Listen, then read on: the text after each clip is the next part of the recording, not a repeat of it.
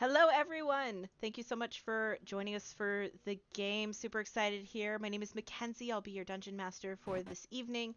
I have a lovely group of three here with me today to take on a much needed job for the DDG for some people who are in a bit of a close bind. So let's learn about our characters and then we'll figure out what these fine people can do to help. And we'll start from left to right on the screen. Tell us about your character, please, and thank you.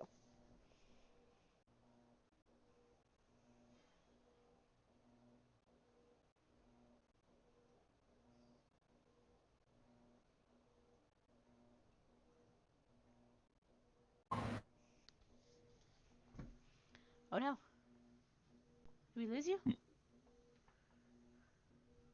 I was put first. Okay. Mine was put first. My character's what name? Okay, once I can see the full name.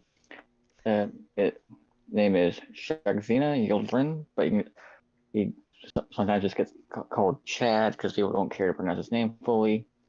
He is a Shadow Mark elf bard.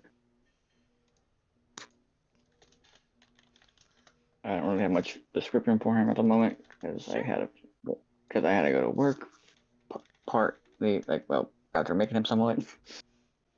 No worries. Yeah. What kind of bard are you? Uh, lore. Lore bard. That's gonna be fun. Awesome. Welcome to the guild. Thank you. And next we have. Good evening. Yeah, my name is Cass, or as I prefer to be called. Actually, I prefer to be called Cass, but my full name is Casimir Augustus, and I was somewhat of a roaming traveler. I prefer to see the lands and see what's going on. But this cute little guild sort of struck my fancy, and I thought I'd stick around for a bit. I'm a Way of the Long Death monk. I enjoy. Enjoy's a strong word. I'm fascinated by by the life force that sort of connects us all and finding ways to extend it and end it as need be. But do not worry, that normally don't work on the people that I'm fighting alongside. Perfect. And last but not least. Hi, my name is Alon. I am from a place called Karth, which is in the middle of the desert. I my city was destroyed in the Great War of Eberron, and now I have stumbled across this guild randomly to try and make some money because I used to be very rich and now I'm very poor. I'm still kind of bougie though. So I thought maybe babysitting a kid would be pretty easy of a job. You know, you may or may not be right about that, so we will see. However, it sounds like you're probably the first one to the board as you see this gentleman come in, nicely dressed, definitely put together in his own right. He takes his time to nail and secure a very nice note on the job board, and his status that he gives us is probably what catches your attention the quickest. So it wouldn't surprise me if you were the first one to the board. Would you agree? I would agree with that because I like money and I know what nobles dress like because I am one. So yeah, I would have run to that board like, hey, yes. So the two of you see a very excited Fire Genasi run past you to the board. On the board, the newly hung letter reads as follows: Dearest Dungeon Delvers Guild members, greetings from Zendretta. I am Adam Emerson. I'm a professor at the College of Zendretta, and I am in need to go away on a business trip. My wife Elise, who is also a professor and cannot stay behind to watch our child. Our normal babysitters are unable to meet our sudden needs to watch him, so we have nowhere else to turn. Please come bearing this letter to Zendretta and show us your credentials at the door. As the DDG has been trusted with many things in the past, we trust them in our home and with our only child, Douglas. It takes This quick trip will take just a few hours, and we will pay 300 gold apiece per individual willing to come watch our child on such short notice. Thank you for your consideration in reading this letter. Sincerely, Adam Emerson. What would you like to do? I'm gonna take this note and I'm gonna casually walk back to my table, put my feet up, and see if there's anyone in the room that I may want to speak with who can assist me. As I look around the room, it seems to be relatively empty except for two men at separate places in the room. Approach the man with the white hair first and say, "Hello. I know I look kind of intimidating, but you wanna do an easy job with me? Sounds like fun too." Hmm. Quite bold of you, but what exactly is this job? Elon's going to hand him the piece of paper. It's a babysitting job. They said that normal babysitter is not available and just need someone to watch their kid. So I feel like he was dressed pretty nicely too. Be a pretty decent cut of it too as well. I'd like to hang out with me and watch somebody's kid for a while. Babysitting's not really my thing. DM, would I recognize the name or know what he was the person was a professor of? Do you originate from Zendretta? Let me see. I don't believe I do because I'm pretty sure. Scroll. Description. No, because I have the I'm a far traveler background, so I'm definitely not from this area at all. Okay. Did you ever attend the College of Zendretta? Probably not. I'm quite old. I normally I'd give you a roll, but I can't think of a legitimate reason why you would know. If you'd like to present one to me, I'd be more than happy to hear out your thoughts.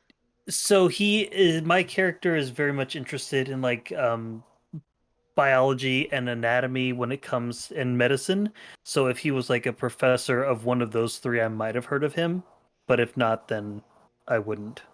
No. Okay. I do have picks for their professions, but unfortunately, no, who wouldn't fall under that category. Okay. Well then, I have nothing better going on, and I'm always curious to see what sort of man considers this an appropriate means of watching a child. Oh, I can agree with that one. All right. We might need. I want to nap a lot. Let's go talk to that guy over there near the stairs. I'll sit here and finish my drink. You let me know when we're leaving. All right. And I would turn back to Rusty and order a smaller glass of wine. Rusty would chuckle at you and refill the same wine cup that you had before, knowing better.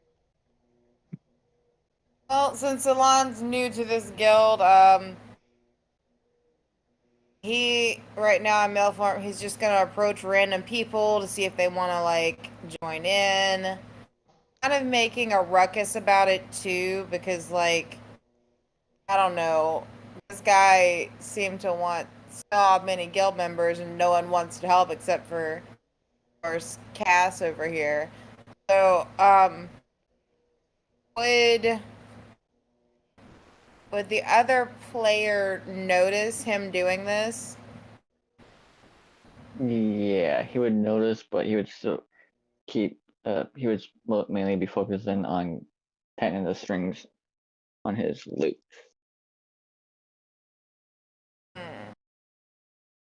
Okay. Let's see.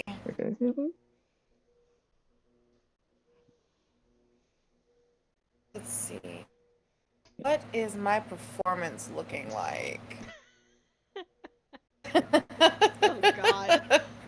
Oh God, it's horrible. I know, it's gonna be great. No, Alon, we're not doing that. Do it. Okay, real cool. Alon is going to look over at the other person, which I'm not seeing the character name of right now. Zed. Alon's going to look over to the other person, who I'm assuming is a Zed in the bar, and walk up and go, "Hey, if you do this job with me, I'll sing you a song. If you do the job with me, I will sing a song right now for everybody. Not drunk." Well, he will just look at me and go, "Are you sure you even have the right voice for singing?" And he'll start streaming, start blinking at the loot with I could always use the money. Of course I have the right voice for singing. I'm a fire ganassi. A culture. It's a cultural thing to sing. Do you know any history about fire ganassis? Nope. Okay, yeah, no, we're lying. It's our cultural thing. Well, my guy he has the entertainer background, but he has not really traveled. perfect. Well, you're getting your music. You got a form of agreement. Please roll us performance. First roll of the night. Let's go. All I'll grab the popcorn. Is it gonna do right? No, it won't roll right. Why won't it roll right? Are you using the Never mind. extension? Here we go. Not bad. It's Chad, you've heard better. Like there's no lie. You perform better on your worst days. But for somebody who doesn't look like they traditionally wander in the trade of bards, it's not that bad. I'll give you a B- for effort. Oh, So, will you do the where are job we with going? me? You get paid. Oh yeah, So, it's just some rich guy's kid. I just need like people to help me babysit. They said we need at least like 3 people from the guild. Here's the note. You want to look at it? That's his singed note. no need to read all the. As long as it's payment, I don't care. So Awesome. why don't you, Chad? Why don't you roll me a history check with advantage? Okay. Okay. You said history with advantage. Yes, please. Yeah, okay. Let's see if this still works.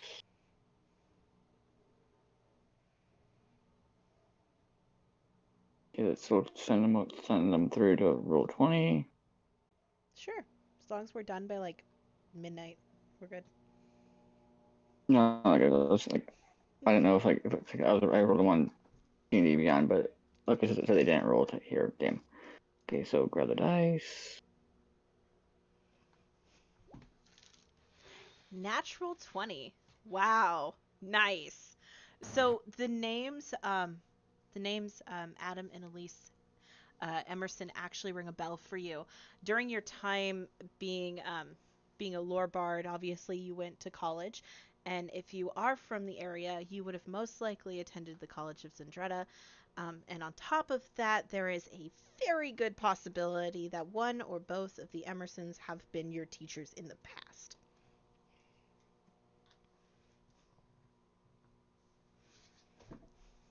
And you would know with the natural 20, you would remember that Adam is the father of the household, and he is a professor of evocation and specializes in evocation, while his wife Elise specializes in the art of illusionary magic.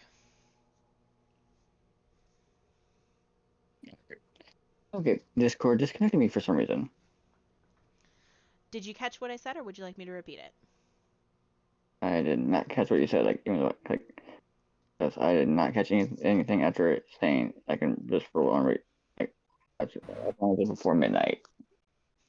No, no worries. So you rolled a natural 20. Yeah. Based, if you are a local of the world, which I would kind of guess that you are, um, as a bard who studied in college, you would most likely have attended the College of Zendretta, and you would recognize the two names on this paper. The husband, Adam, being the professor of evocation, or a professor of evocation at the College of Zendretta, and his wife, Elise Emerson, being a professor of illusion illusion magic at Zendretta. So you would actually know the names.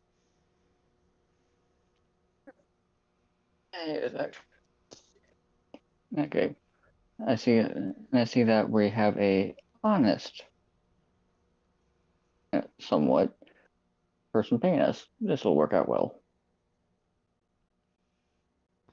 Okay, cool.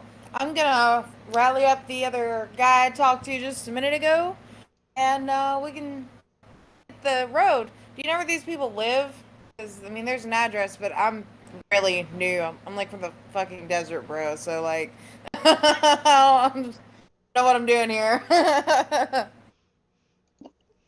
Okay. With that history check, would I have known where they live, or Uh, would you, Great question. Based off of the address that's on there and your familiarity with the city of Zendretta, you would be able to get them there, no problem. okay? Yeah, just follow me, or I can easily get us there. Thank you so much. And what was your name? Saxena. Saxena. Xena? Alright, I'm gonna go talk to the other guy. No. Elon's going to walk over to Cass and say, alright, ready to go?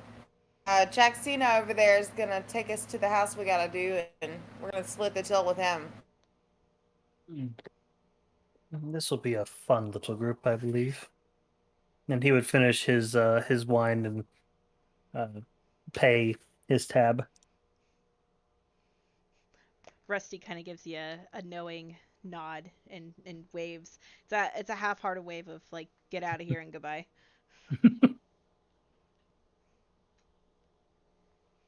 Elon's going to walk at the back of the group and introduce Jacksina and Cass if they haven't already met. Which I wouldn't know that anyways. So Jacksina, this is Cass. He's gonna get out with us, and we're gonna have a great little adventure watching some rich guy's kid. Let's fucking hit the road. Not to be that guy, but Cass has yet to introduce himself to you. Yeah? No, I didn't know that. Oh, I'm dumb. But that's fine. He would introduce himself as Casimir. So Okay. I'll change it in here. My bad. Saxena will give a slight head nod towards Cass during the introduction, like as a quick hi. Like a yo, As what's up? as he's been as he's kind of grown to not really give like a full blown greeting, just more like a hi.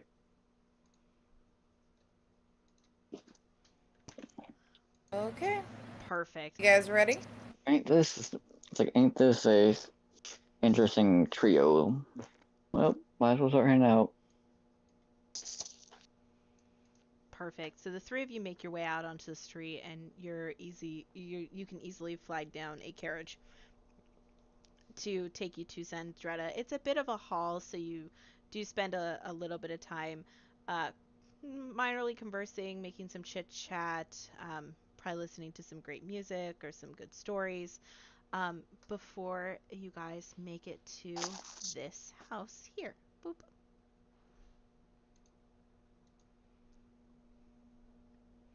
And I can't tell if any of my music is playing. Oh, I know why. That's why. Aha.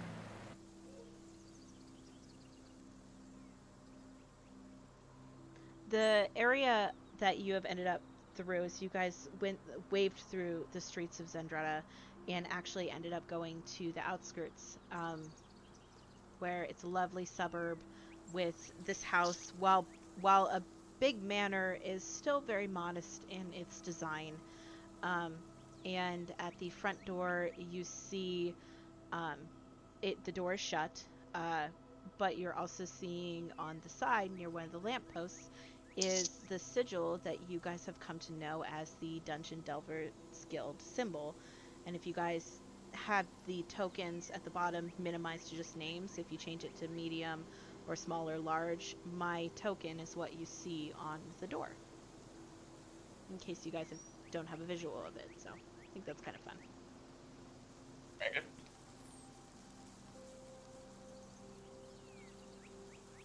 Let's knock on the door because I'm made of fire. Not a thing. Casimir would turn to Just for reference, we're not made of fire. Chedzina. Said, "Well, if I recall correctly, you have a relationship with them, so maybe you should open the door." Yeah, probably it. He'll walk up casually and just give a knock at on the door.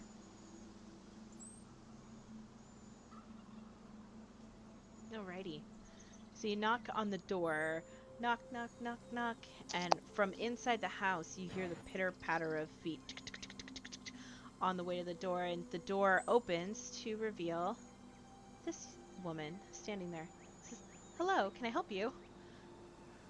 Yeah, we are here from the guild about a babysitting job. Oh, someone has answered our letter. Oh, thank goodness. Do you have the letter? Yeah, Yeah. So, Alon would pass the letter to Isina and kind of just stand there looking dumb. yeah, and Shy will knock off any flame from the letter and show it. Oh, fantastic. And then do you also have your guild credentials? Yeah, he will show his badge that he keeps in his pocket. Cass would present his. No one told me I needed to bring this. Jesus Christ. Look, I'm new. Okay, I'm from Karth though. And he hands her his noble scroll with his pedigree and his shit on it, and was like, I haven't had time to do anything, okay? But I'm with 2 guild members. I can assure you I'm not a creep. She looks, so she kind of nods to each of the 2 badges, which I didn't have to coach you guys through getting them. I'm proud of you. And then she looks at the papers that have been presented to her, and she's just like, "You had time to collect all these papers, but you didn't have time to get you. Never mind. Here's your stuff back." Look, I carry them with me everywhere. I have to. I'm surprised they haven't set on fire yet. She just kind of Lon's chuckles hilarious. and shakes her head. She's like, "Oh, all right, well, wonderful. Please come in," and she will lead you into the house and kind of gently waves towards the room. This is our office area.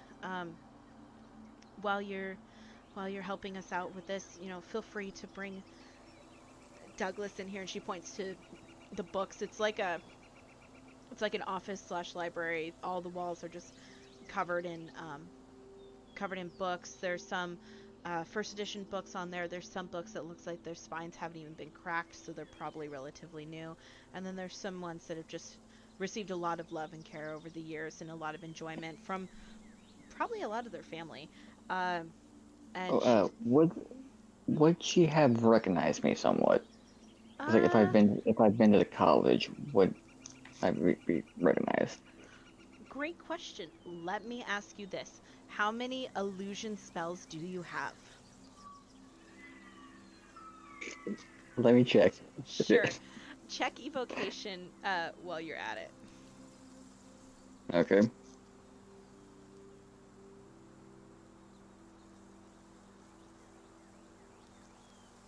I'm gonna make you work.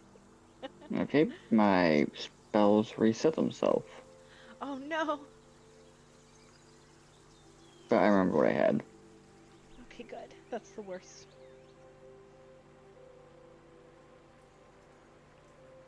Error code, screw you.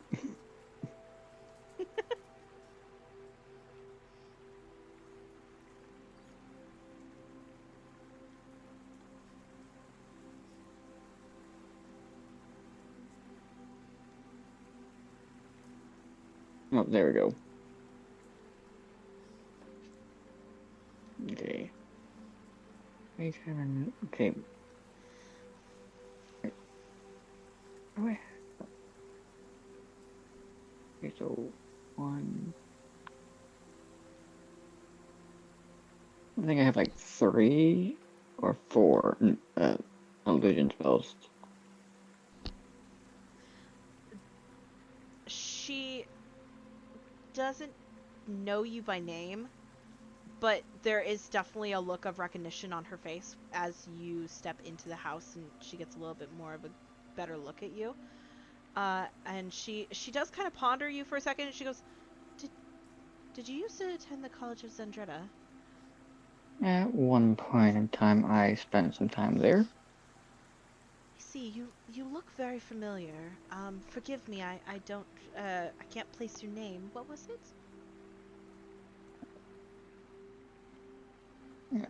My name is Shakzina Yaldrin.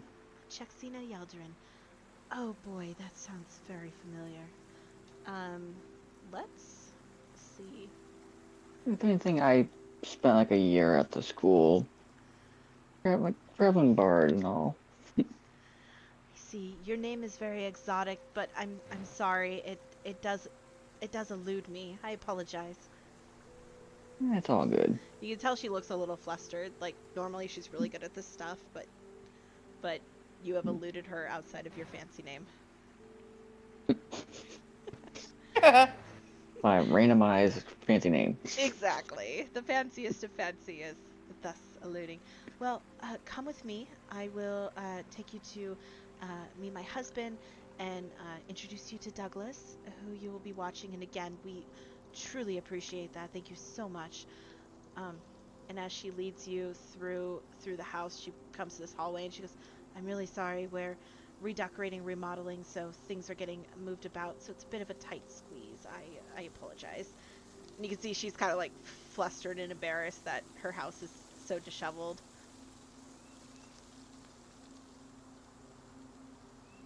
And she'll get to hear a knock on the door, and in unison, both a younger and an older voice shouts, "Come in!" And as she opens the door, you see these two figures sitting around a checker table. And as everyone enters the room, you do find the little boy stops as he slams down a final piece of the checker set, and immediately jumps to his feet, throwing his little hands in the air. And you realize he's about maybe 6 or 7 years old. He throws his little hands up in the air, and sparkles fly out as he unnecessarily casts prestidigitation in excitement. And he's like, "I won!" And the older gentleman gets to his feet with kind of a kind of a sigh and a shaking of his head and a very small muttering of, "You just get better and better at this. Unbelievable." He gets to his feet um, and turns to the group and says, "Hello, I'm Adam. I'm assuming you're all from the guild?" Yep. That we are. Cass would just gracefully nod. We, we really, really do appreciate you coming on such short notice. This is Douglas, and he kind of waves his hand very gently towards his son, who makes a run around the table in excitement and stands next to his dad. And he gives you all like that little child like super excited but trying to contain himself wave.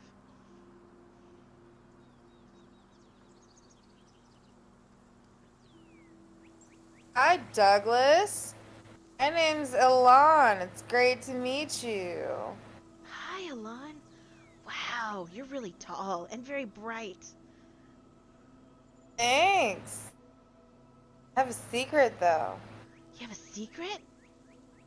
Yeah. Can you tell me? I'm good at keeping secrets. Absolutely. And he gets the big cheeky smile and his little like chickmunk cheeks puff out and he looks up at you with these big old green eyes. He like runs Sometimes.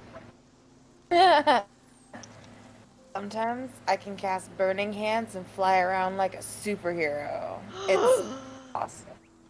That's so cool. And again, just big old like if he would cast prestidigitation again, you know it would be sparkly. He just looks like he's filled with that childlike energy that we all love from kids around that age. That it just rubs off on you and you instinctively find yourself just feeling generally happier. That's just kind of the vibe that this kid's giving off. Yeah, like as Chaz is listening, he'll just cast minor illusion just to make a little image of that happening near the kid. The sparkles? No, the fire hands flying around. Oh, gotcha. As soon as you do this, he turns and sees your illusion, and he just goes, and he wiggles his fingers, and an illusion of himself flying around with what you have created, and they start making laps around the room together.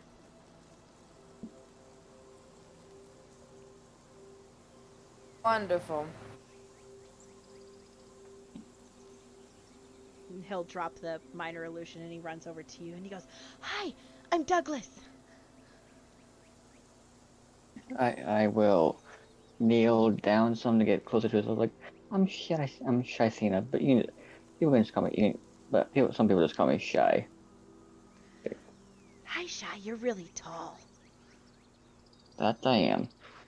And one day you'll be tall. Really? Again, big sparkly puppy eyes. Yes. Oh, I can't wait to be as tall as you. Give it a few years. Oh, that's sooner than I thought. Maybe you'll be even taller. Really? Just don't hit your head on the ceiling. Okay, that sounds like a good idea. And he kind of like looks up at the ceiling, like you can see his mind is ticking at work. He's definitely the child of two wizards, as he's kind of like childlike, calculating like how tall he could get before he would hit his head on the ceiling.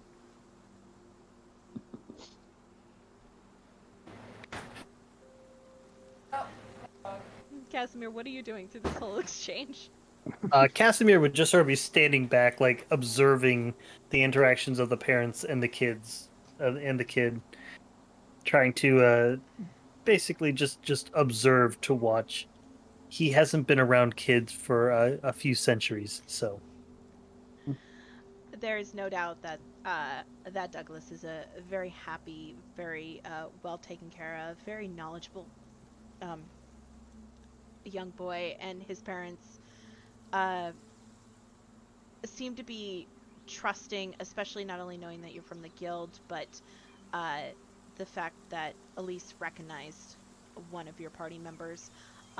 They seem very relaxed, and they seem comfortable with the way that he's interacting with you. So it's all good. And as you make eye contact with Douglas, he stops his like mid mathematics in his brain and slowly turns his big green gaze to you, and he very like gingerly approaches you, and he stares up at you for the longest time, and then very softly says, "I'm Douglas," and he looks like he's mesmerized about you.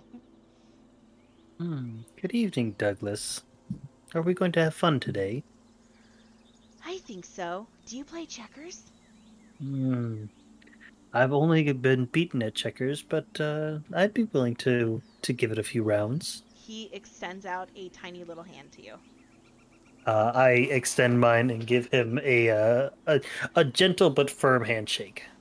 He takes your hand and starts pulling you towards the checker table, if you will let him. Yep, I will. I will go with the small child. He sits you down here where his father was sitting before, and then he takes the seat across from you. And I want you to roll me 3 consecutive intelligence checks, please. I'm gonna get my ass handed to me here. 13, Oh, 18, 18. Wow, not bad. with a +0. Natural 20, Oh, 9, and 17. You're I feel like the natural 20 wins. you're pretty evenly matched, but Douglas does come out on top. Just barely, but he does come out on top. And he jumps up from the chair and he throws his little hands in the air and prestidigitation sparkles everywhere. And he said, "You're so good! Can we play again later?" I throw my hands up in like fake disappointment. No, no, no more. I can't take another thrashing. But you did so good. And he Hmm. points to how few of pieces are left on his side of the table, despite the fact that yours is empty. And he's definitely doing all he can to make sure that you feel good. Maybe later after dinner, depending on what time. Like what time have we arrived? It's like Oh, it's true. good question. It's like midday. So it'd Okay, probably be about 1 o'clock, and you'd expect his parents probably back at about 4. So okay, you could say snack. yeah. Maybe after tea. After tea, can we have watermelon? Hmm. Only if you Yeah. behave. Okay. Is there? Don't like the seeds.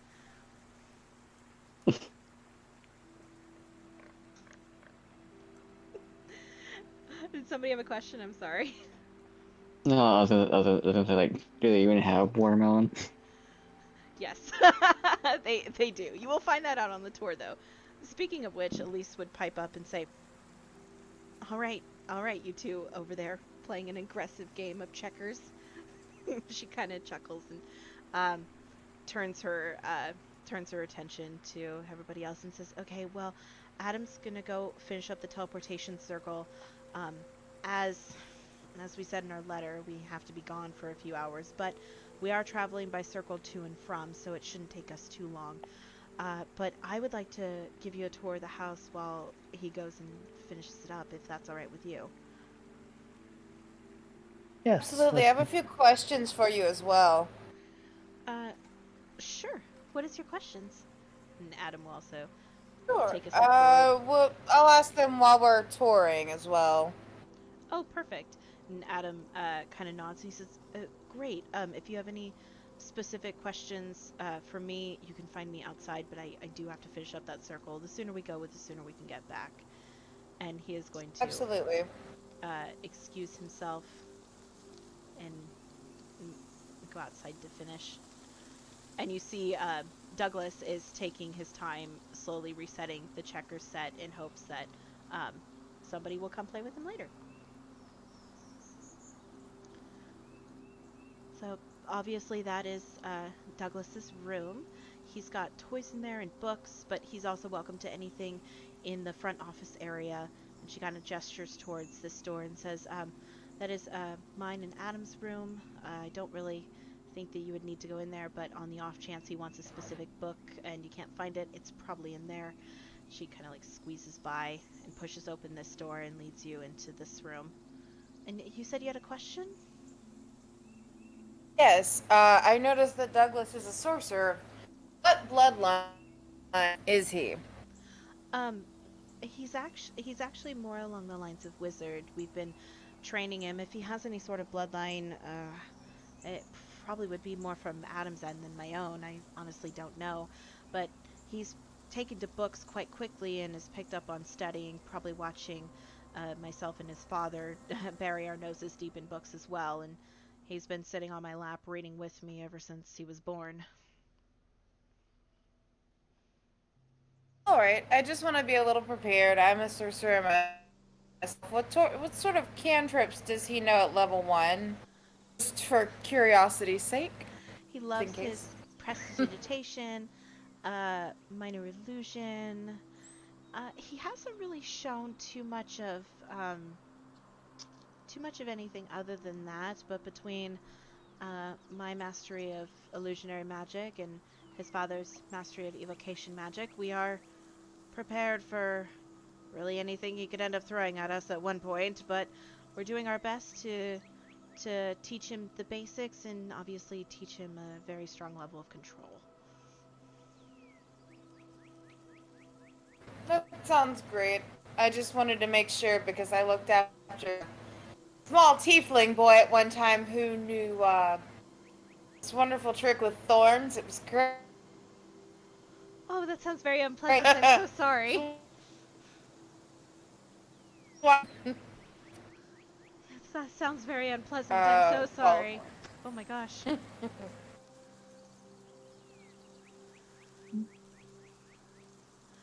Well, That was the only. I trust he has no such skills that he has learned from me. If Adam's been teaching him anything on the side, I hope that control has been part of that teaching so that you don't get caught.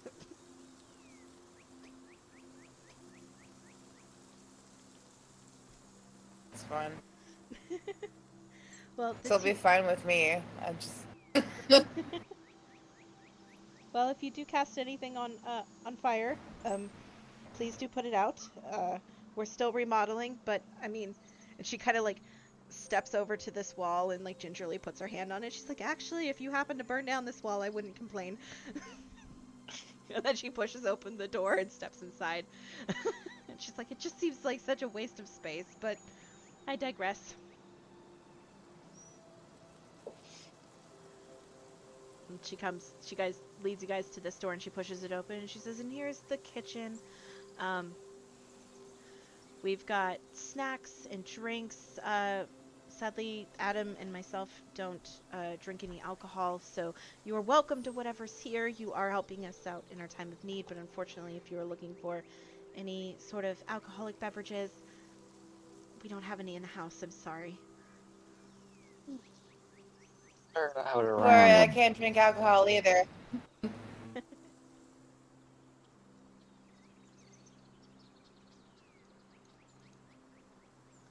We also have snacks here. He's been his favorite thing has been watermelon lately, though he has a particular dislike for eating the seeds, so he traditionally just spits them out, so you don't really have to deal with it, but just give him a small bowl so that way he doesn't try to spit him across the room like he's done a couple times. That boy, I swear. My guy is just thinking, I could probably make a target so I can do some target practice. You're lucky you don't say that out loud. You get a dirty look.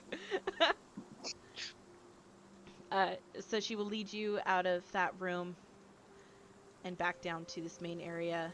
And as she comes over this way, she pushes this chair out of the way, muttering something to herself about really needing to rearrange the house into a better fashion. She pushes open this door and says, here's a washroom. If you need it, of course, please use it. And then down here, we have a little hallway.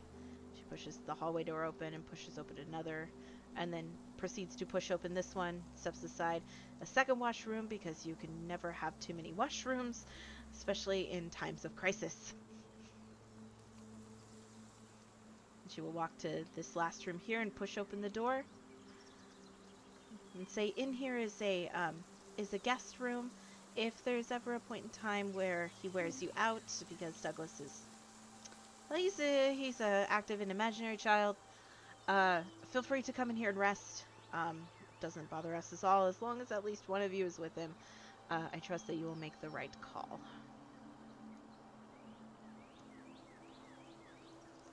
Absolutely. Nothing to worry about with us. Great. I truly appreciate this again. It means a lot that you're willing to come on such short notice.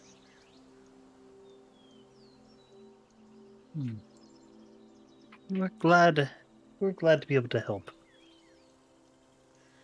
And do you have any questions for me or for Adam? She asks as she pushes open the door. Is there any sort of schedule we need to stick to with him till you get back? Um, Not really. If you could make sure that he doesn't eat any sweets before we get home, because I will be cooking dinner upon my arrival getting back, um, that would be great. But fruits, any sort of vegetables, any drinks that he may enjoy. He's on kind of a apple juice and milk kick right now. Maybe try to get him to drink a little bit of water. Getting him to drink anything else but apple juice and milk has been a task lately.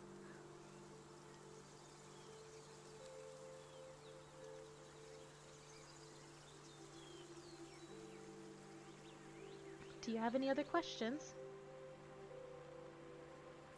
Oh no. Well, I'm good. No questions here. Cass would just head to the door and wave them and say, "Do not worry, your son shall be here safely when you return." Wonderful. And again, thank you so much for your help.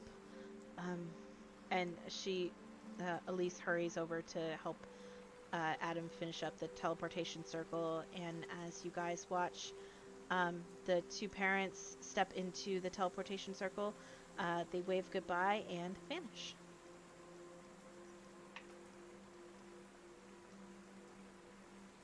Alright, I guess we ought to go watch this kid, yeah? Hmm.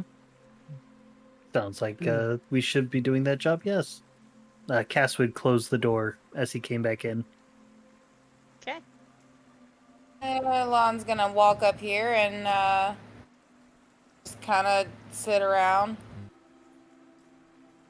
Child's room with him for the time being. Perfect.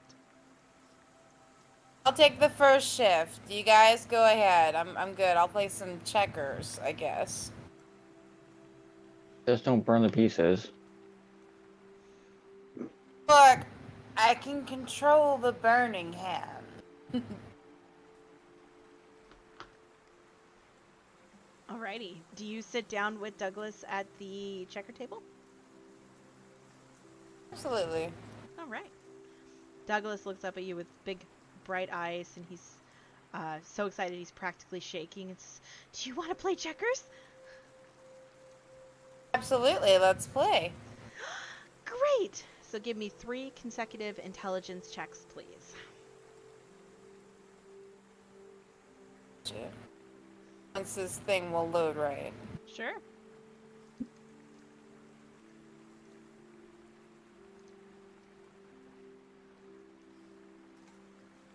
Great. My character sheet is not loading right for me. No worries. Take your time. So what are the other two of you doing while they are playing checkers in the boys' room? Cass would head down to this library entryway and just like find a few books that might interest him and just sort of leaf through them.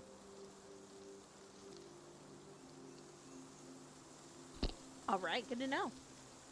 And Shay will go and start seeing as it's already some already pre-cut watermelon.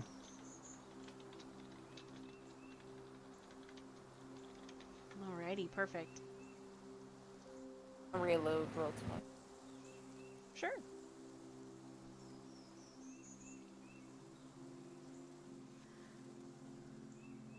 Is there any specific books that Casimir would be looking for? Or is it just kind of whatever titles catches his eye? He wouldn't really be looking for anything in particular, but if there are any books that might deal with like life or the study thereof, he would be drawn more towards those.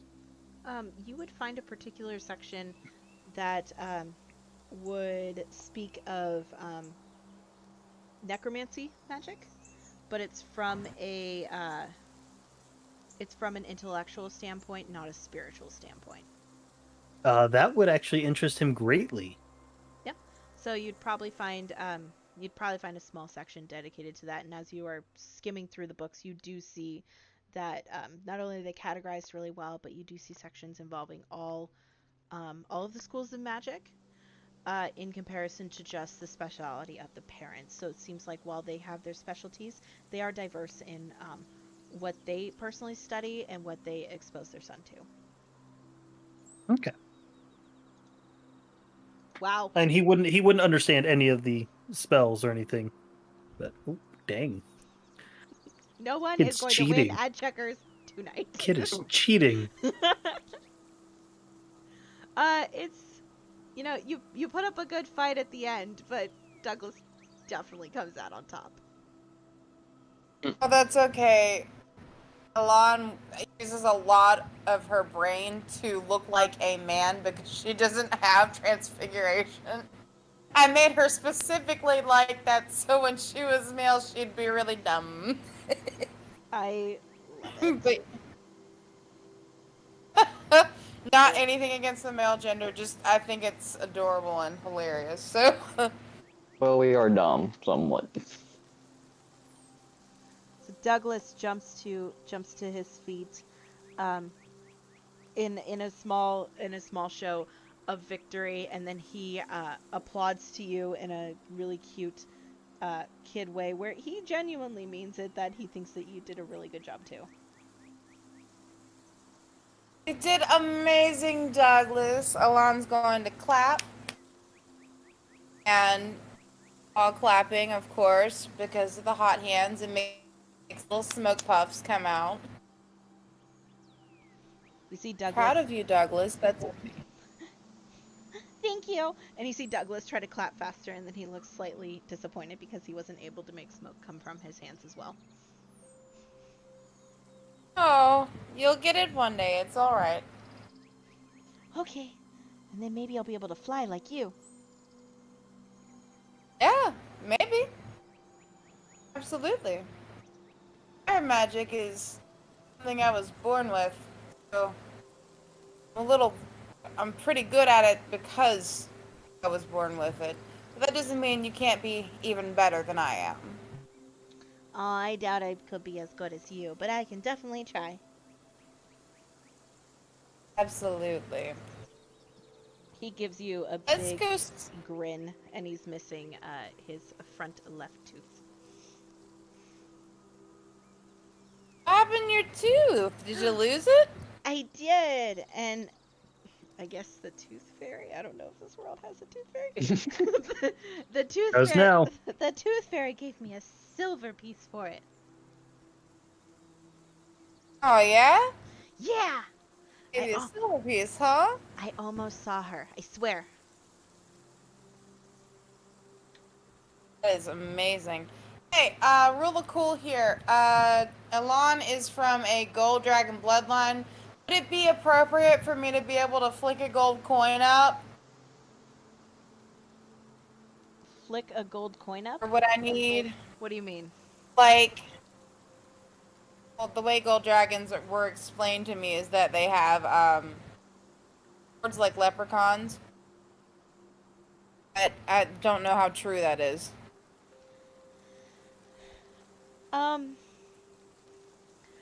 I suppose you No, could. I would need illusion for that. Yeah, you would probably need illusionary magic, unless you wanted to roll a sleight of hand and try to do it from a coin that you have in your coin purse. Let's see.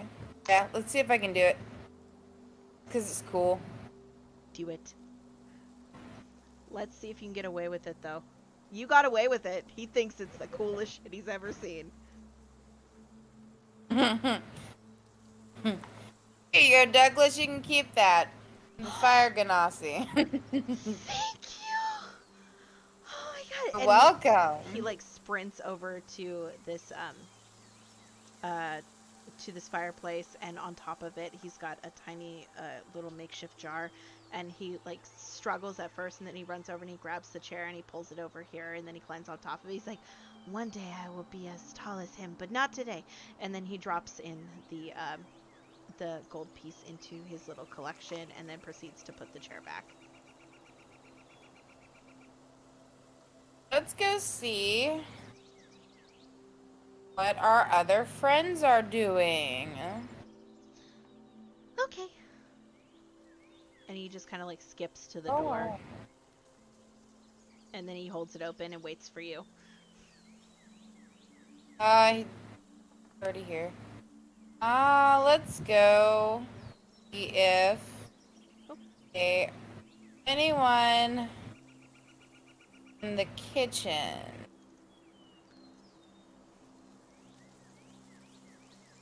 Speaking of the kitchen, what are you doing in the kitchen? Have I found a pre-cut up watermelon? A pre-cut up watermelon. Why don't you roll me a perception or investigation? Your call. Okay, I'll roll investigation since I think I'll be better at that than perception.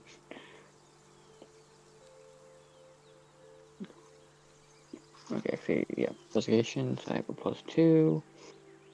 And roll. Oh no. Um, Yep. you have 4. you have a lot of difficulty going through their kitchen. It takes you a while and you spend a good majority of time there, but you do find one. It is not pre-cut though. Okay.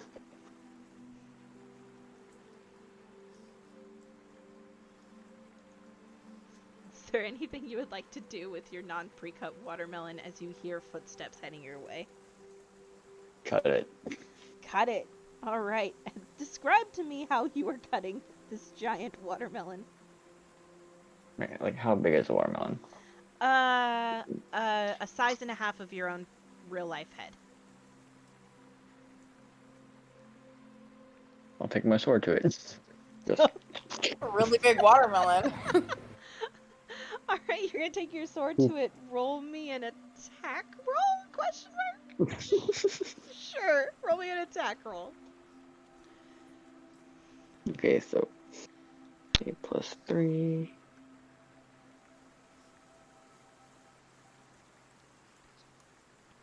It's so you swing down.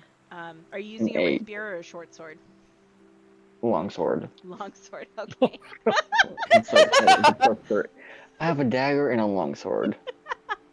That makes this even better. So you're trying to like hack at this watermelon with your long sword. You don't cause like a major mess or anything like that, but you're definitely not getting through the watermelon like you would have hoped.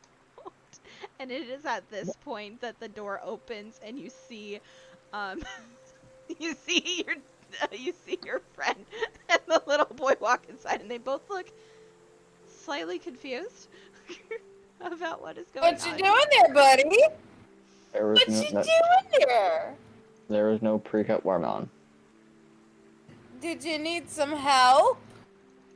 Nope, I got this. And then he'll start sawing it back and then he'll start just like sawing it back and forth.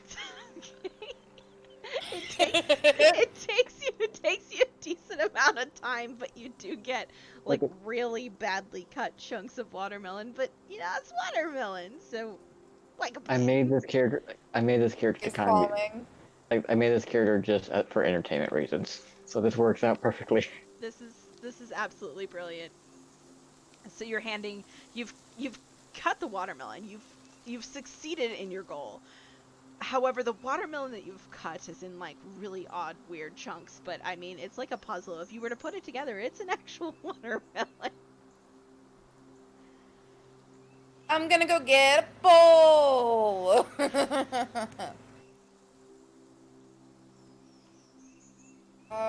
Do I need to do roll to find a bowl? Is your passive perception higher than a 9? Let me see.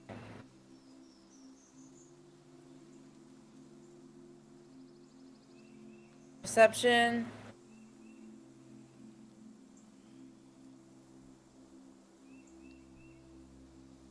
I mean, I have no idea what I'm looking at. So, no, I'm gonna go with no. What is your wisdom? What is your wisdom, and do you have proficient, or what's your perception score? Perception score is 1. So you have a passive of 11. Yep. So you'd be able to find it. Okay. You'd find a little bowl. All right. I'm gonna give the bowl to Douglas and be like, okay, we're gonna sit at the table and spit the seeds into this bowl. He looks really stunned at all of you, and he's like, "I can have watermelon? That's okay?" Yeah.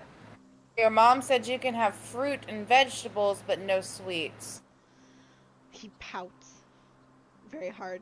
Like his next go-to thing was he was gonna ask for something sweet, but now he knows he can't get away with it. Well, watermelon is kind of sweet.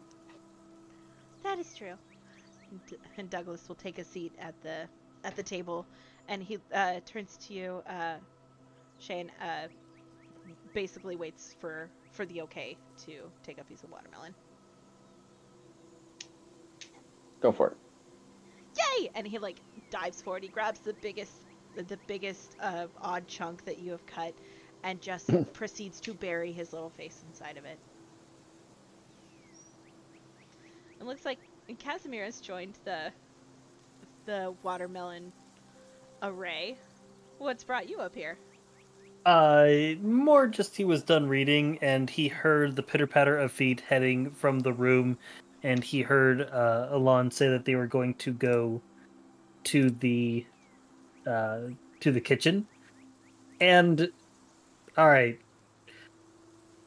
since it's so various sizes, Casimir would like to try to carve one of the pieces of watermelon with his wood carver's tools. He is proficient in them. He wants to like try to like carve it into like a small little animal. Okay. Sure. Roll me your woodcarver's tools proficiency based on dex. Okay. Oh wait, I need to actually. Oh, I hate that you have to do this. Wood, boom, backpack, because you have to do it this way. Backpack. Use tool, dexterity. Boom. Haha. Nice. What did you carve? When I was in the room, did I notice any? When I was back in his room, would I have noticed like any small toys or anything? Like something that I might have seen like on like the desk or on the mantle that was up here. On the bed, you would have seen a doll.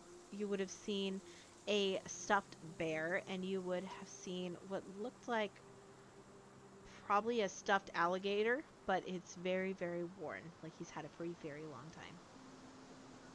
I would have made a stuffed, or I would have made like a small little watermelon bear. Aw. He's like, he pulls his face out as you place this in front of him, and his green eyes just go really big and sparkly with excitement, and he turns to look up at you. His cheeks just obnoxiously big, full of watermelon, and you think you hear the word thank you, but it kind of sounds like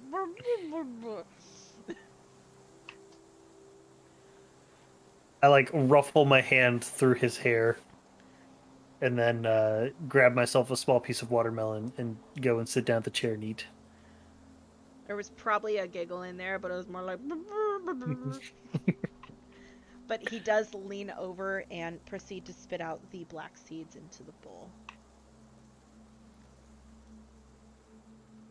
As he finishes up his ginormous piece that's way too big for him, he kind of stops and he looks at the three of you and says, can we play a game?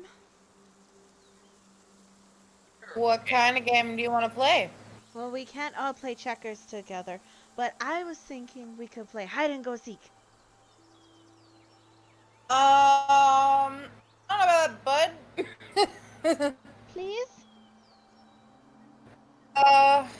Okay, let me set some ground rules first. No outside. Go outside and tell your mom. Okay. Do not go into your parents' room. Okay, fair. And do not touch anything that is sharp or dangerous. Oh, I know better than that one. Yeah, I agree to that one. That hurts. No sweets. Darn it. Okay, fair. So feeling like he's got your approval, he Okay. looks to the two of you. What do you guys think? Very well. Do you want to hide first? Yes, I want to hide first, and you three try to find me. Oh. One more rule. No illusion He kind of stares at you and cocks his head. in magic. He kind of stares at you and cocks his head, and he's like, but, and he does prestidigitation and makes sparkles in the air. No hiding with magical means. You can do that. It's So- not fair. I can't hide. But you can fly. So But you can fly. You can fly around the house, and we'd never I find can't you. fly in the house. Why can't you fly in the house? Oh, remember I said no outside. That goes for me too. But you could fly around the house. No, I couldn't. Okay. All right. Okay. You can play. Okay.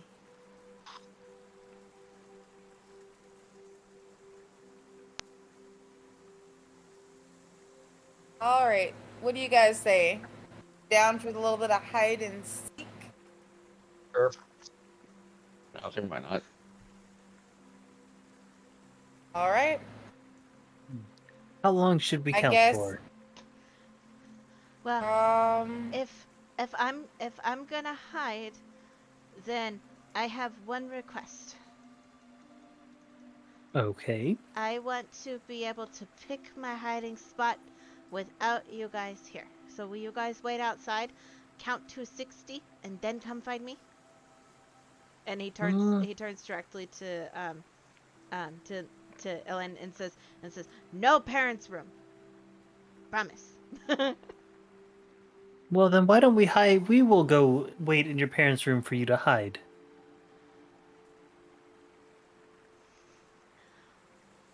But I think you might peek. He I'll feigns. go outside. He feigns like insult.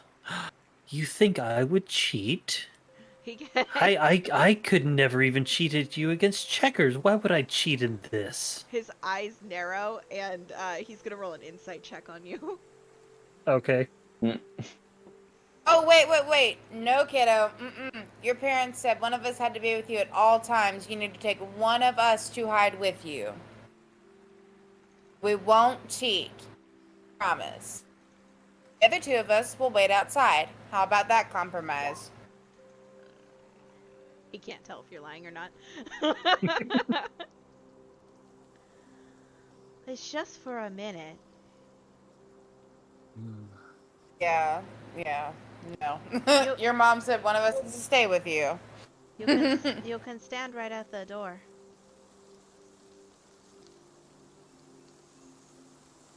Oh, boys, what do you want? What do you want to do? I think it would be fun. Yeah, there's no harm. All right, I'll stand at this exit. No. That's a window, hon. You need to go out the front door. Oh, it's a window? You like go crashing through the window. You're like, crash. Fuck out of the window. Sounds like a lawn, though. It's fine. I will just yeet Like- myself out the window. To the window, to the wall.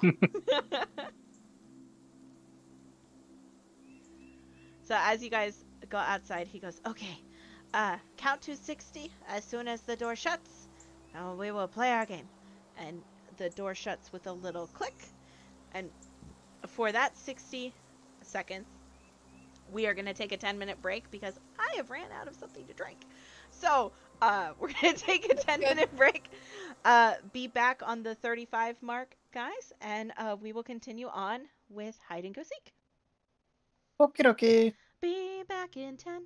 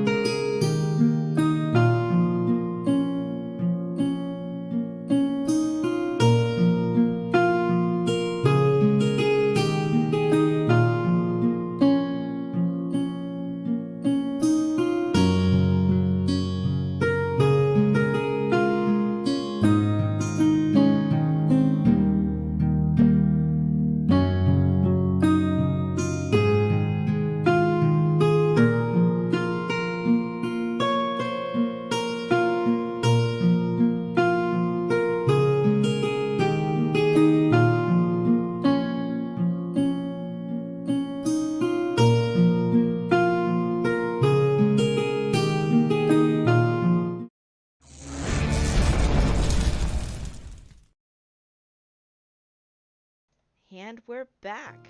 So here's how hide and seek is going to work. I have changed up the map because I have added dynamic lighting to it. The doors are now active doors. You have to tell me that you are going to open them, and I will move the door out of the way for you to be able to look inside and go inside. If you want to shut the door behind you, you need to tell me, and I will put the door back, thus giving a barricade. So I'm going to put you on the new map here. Hey, boop. And I'm going to turn off the tavern music. Asha. So you all should be on this map where I'm blinking. Hopefully Yep. that worked. Perfect. So, like I said, I've turned on dynamic lighting. Because of that, I've put all of your tokens with dark vision, so it should work out well. So when you are ready to go on your journey for hide and seek, let me know. You can roll an investigation check on the room to try to seek out Douglas, or you could roll a perception. It is totally up to you on which one you want to do. Just let me know, and I will let you know where we go from there. Okay? Awesome. Alrighty. And you guys all say 60 together and can begin your search. 3, 2, 1. 60. 60. Ta-da! 60. All right. Oh gosh, there's a grid now. Cass will go and open the front door. Okay. On the door. It's gonna go sit right over here. Door is open. There is some really funky, or maybe that's just okay. Elon's gonna walk into the room because we're bright as fuck. Human Torch over here. I think you didn't give Casimir Oh. the 30 foot of normal, or maybe it is. Oh no, wait, maybe that is right. Oh no, you're right. It's just dim light. Yeah, Okay. you are tinted gray. Yes. Except for Elend, who's tinted red. This isn't even Ellen's, different. This isn't even a made of different fire, room so- with checkerboards in here now. Oops, I Did lost. this child rearrange the house? I should have made that a rule. Why didn't I think of this? Oh my god. We've lost him. Is this a window down here? That is a window. But this is a door. That is correct. All right. Is this a door? Casimir will come up here to open this door. Alrighty. And then there is the door up here as well. Okay, Alon's gonna go look up is Shy here near back? this door. Hold on just a second. Is Shy back? You haven't moved.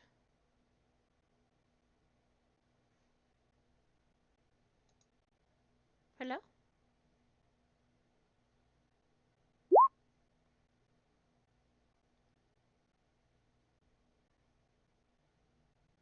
Did we lose you? Lose who? You! Oh, you hadn't moved yet. No. So I was like, are you still here? No. Excuse me.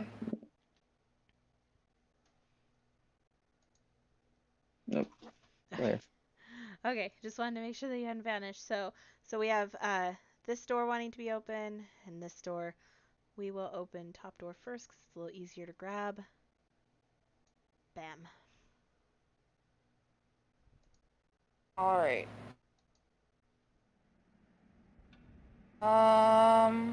Let's roll a perception. Okay, roll perception. Did I? Yeah.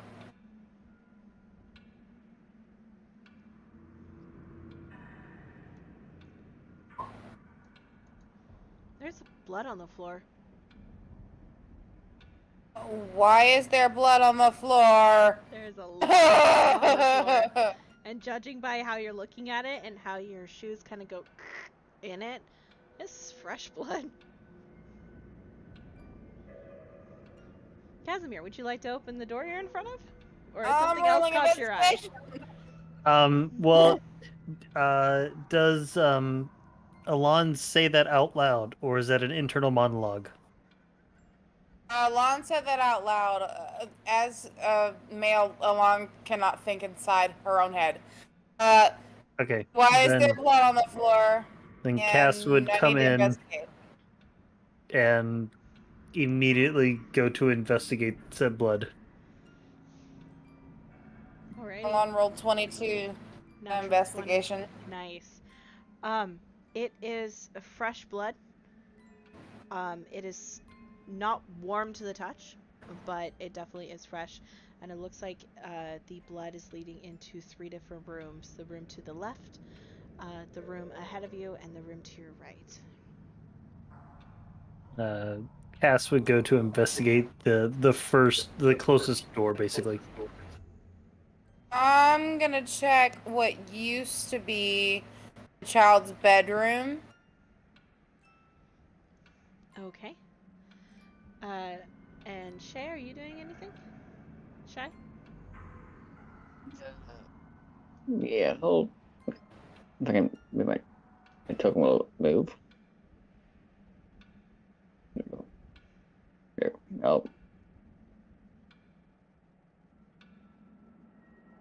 I'll follow into the first room. Okay, my thing's not working.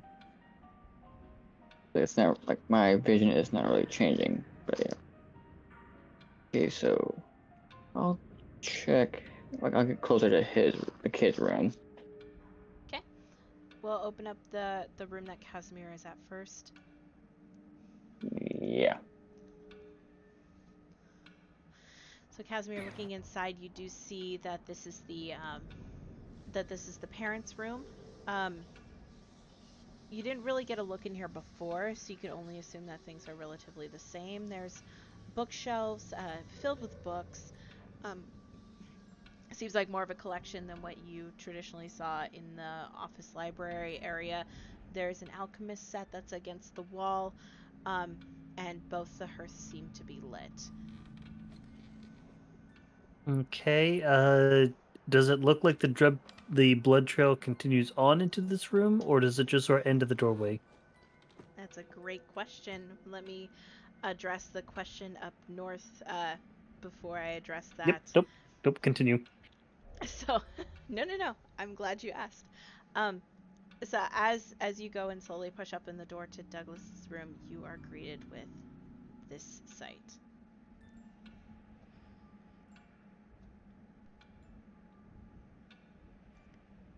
What the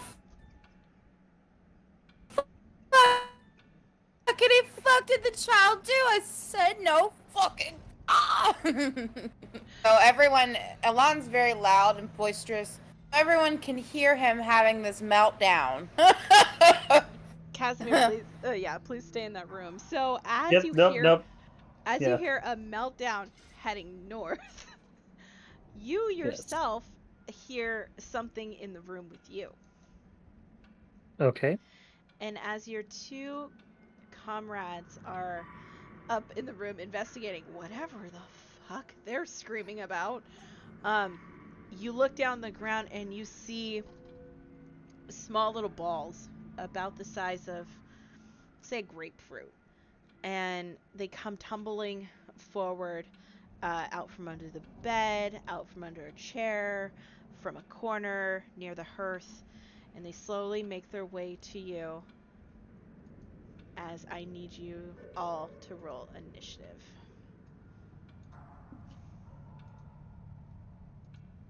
Oh, that's a bad roll. Hold on. I just need to check mine real quick. One of those. Oh. Okay, yeah. Plus- Makes okay, sense. I'm not even in that room. Yep. Okay, plus 4.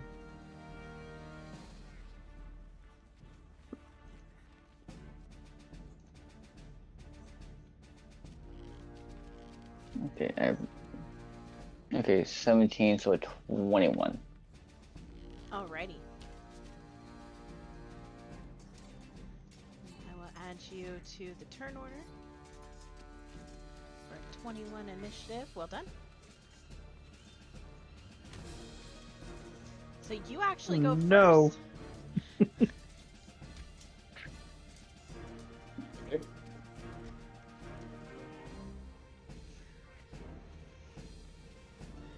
Okay, I'll swing my longsword at him. 8 You are- plus. You are not in the room, good sir. Oh, that was. Mm-mm. You head north. All this commotion is in south.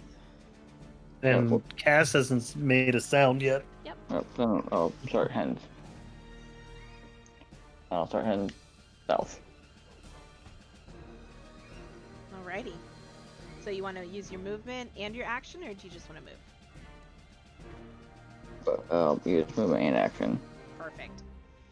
Yeah, so as you get to the doorway, you look in past your friend, and on the floor is a soft bunny-looking thing, but it looks like it's made out of dust and dirt, and maybe collect pieces of hair and small pieces of fabric.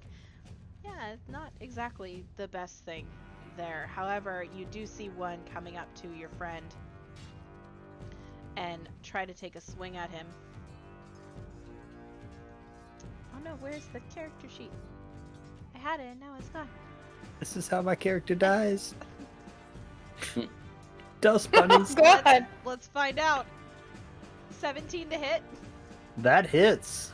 for 4 points of lightning damage as it scurries up Good God. against the floor and collects the static electricity. It raises up a tiny little paw and touches you and shocks you. And now it is... Where's this one? Now it's this one's turn. He goes 5, 10, 15, 20. All of his little movement. He gets right to you. And he's going to try to shock you too. Natural 20. I'm so sorry. For 7 points of shocking damage. Okay, Do I have any healing spells? That's the question now. And then here comes this one up north. 5, 10, Oh, just an asshole. 15. my mind went straight to thinking these look like Furbies.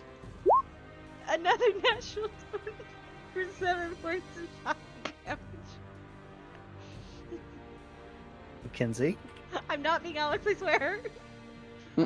5, 10, 15. He cannot get to you because he cannot make his way up the chair or onto the onto the chest. It's your turn now. Cool. Zap zap. Cool. Zap. All right. So, attack number 1 will be at. Let's see now. I'd go for the probably this one here. Okay. Because yeah, that one there will be the first one I hit. So this will be just a straight unarmed melee. That Does a hits. 15 hit? Roll me damage. 8 damage. 8 points of damage. Nice. All right. After I hit it, I'm bend down and I'm going to make a bite attack against it. Okay. Yes, and this is where Shay realizes that I'm not entirely human. Does a 21 hit? That hits. Roll me damage. 7 piercing. Nice. And you see as I bite into it, I draw some of its energy and heal myself. Is it little energy or bit. is it blood? It's energy, actually. Okay, so it's life essence, essentially. Yeah, he's a life essence Dampier. Got it. Okay, cool. And then, as a bonus action, another unarmed strike against it. Does an 11 hit? That misses. Oh, okay. Well, that will be all I do until I die next round. Okay. Don't talk like that. Here comes this one. 5, 10, 15, 20. That's as far as he can get. Can't reach me. Alrighty.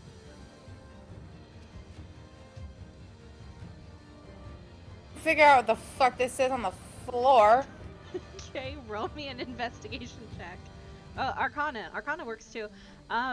It is definitely. Investigation. No, actually, Arcana works for this as well. Well, Okay. you obviously know it's a pentagram, and as you look closer, what you see lying in the middle of the floor is a doll. It's Chucky. Oh, I'm gonna pick it up. I'm gonna touch it. You're gonna pick it up and touch it? Yeah, why not? Okay, roll me a dexterity saving throw, please. That's I why don't know not. what it is, so. Dexterity saving. How do I? That's under skills. You're on D&D So- Beyond, right? So dexterity will be here. Boop. Yep. Well, I make my characters here on roll 20. Well, it does miss you with a natural 1. So, you got lucky for that. However, in your Doll is alive. However, What? in your surprise, you do drop the doll in front of you, and it's going to enter initiative as well. I will burn you, you little shit. Don't play with me. Is there anything else you'd like to do on your turn? Yeah, can I make an action? How much fire do I need? Sure, I will have you use a bonus action to pick up the doll, so I'll give you a full action, sure. It's on the ground in Thank front of you. you, brandishing a knife, and has a clawed hand. Again, Uh, it's Chucky.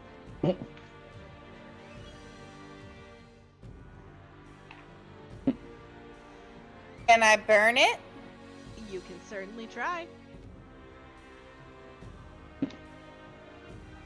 Roll for burn.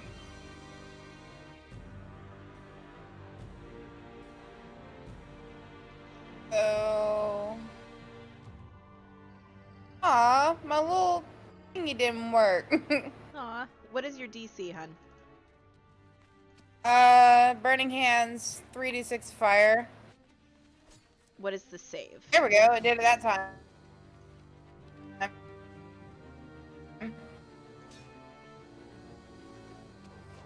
Strange. What is your spell save DC? Let me.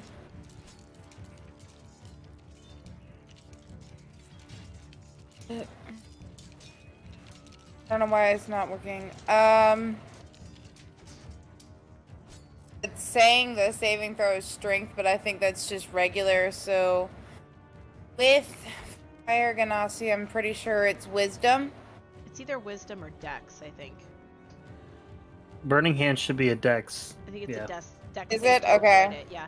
So if you go to spells, what is your spell save DC say at the top?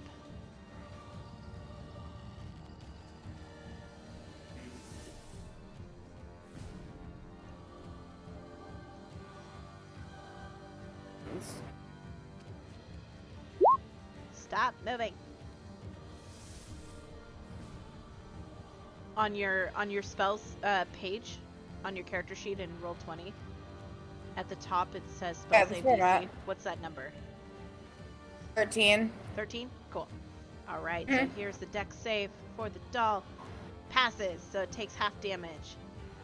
The first one you rolled was a 7, so I round down for my games. So it's going to take 3. However, you do notice that your fire damage did actually do a fair amount of damage. Good job. Hey, you little shit! Don't fucking come at me! Do you have anything else you'd like to do on your turn? No, do I now lose that spell? Correct. Yeah, you use the spell. Slot. It goes away. Yeah, Okay. you use the spell. Right, Shay, you were up. Okay. I will enter the room. Okay. and doesn't really seem like there's much I can do since the door is basically blocked. I can't really, like, probably like stab at an angle, or slash at the angle. Yep, you could still get this one here. Yeah.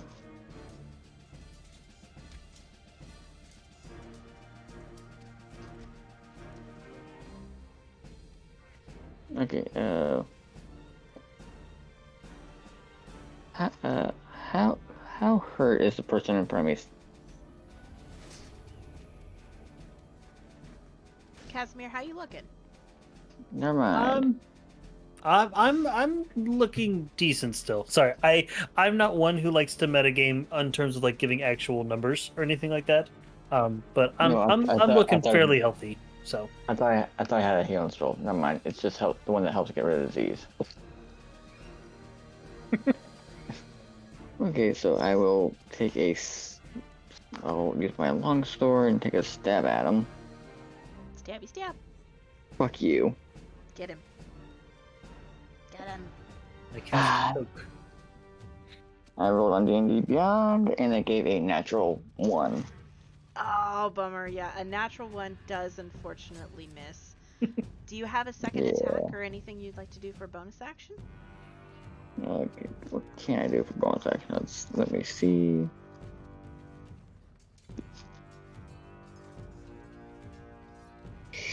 Wait. Sure. Bardic Inspiration on Kaz. Woohoo! Is What- that a D6? Yes, it's a D6. What do you tell Kaz to get him inspired? But getting tased, you need to do better. So much words of encouragement. Yeah, I'm gonna go ahead and take that inspiration off there. So the one above you, it's turn. Oh, And it's gonna take a shock at you for a 14 to Misses. hit you, Kaz. Nice. misses. Nice. Finally. So it is the one directly to your left. Okay. 8. Misses.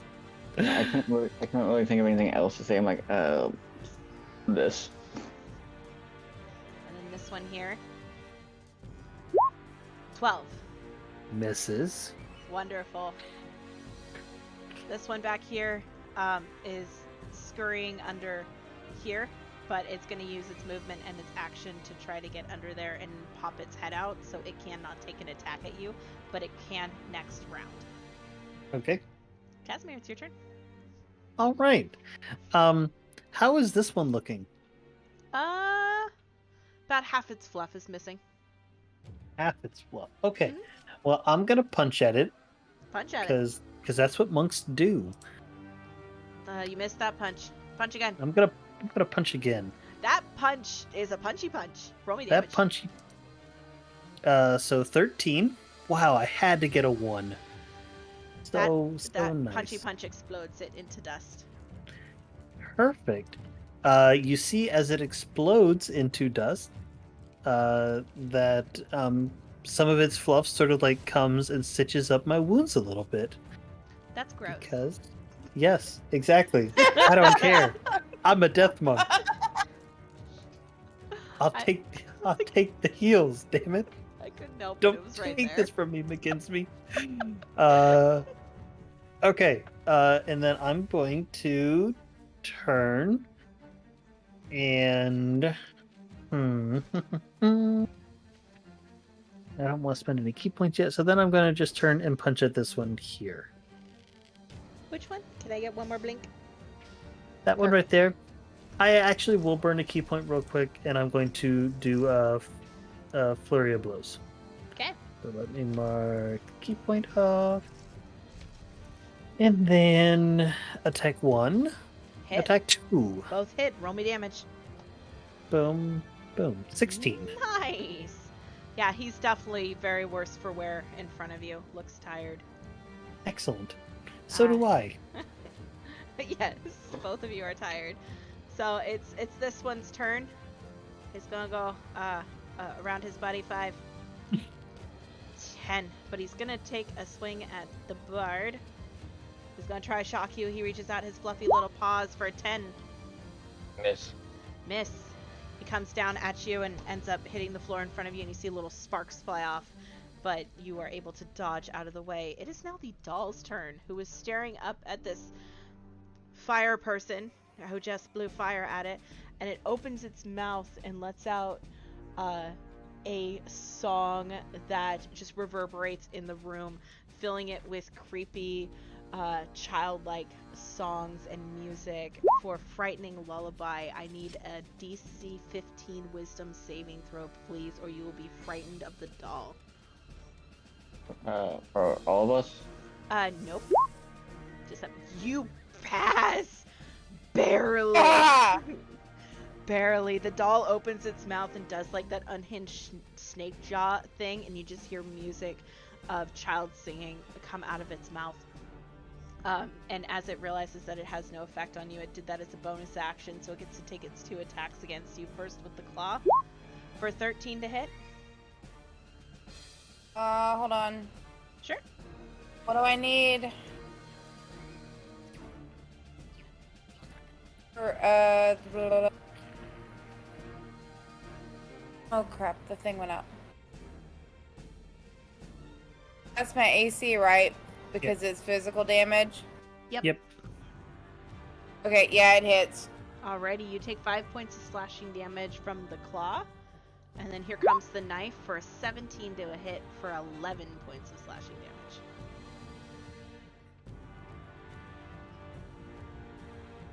And that is the end of the doll's turn. It looks like you need to get some revenge.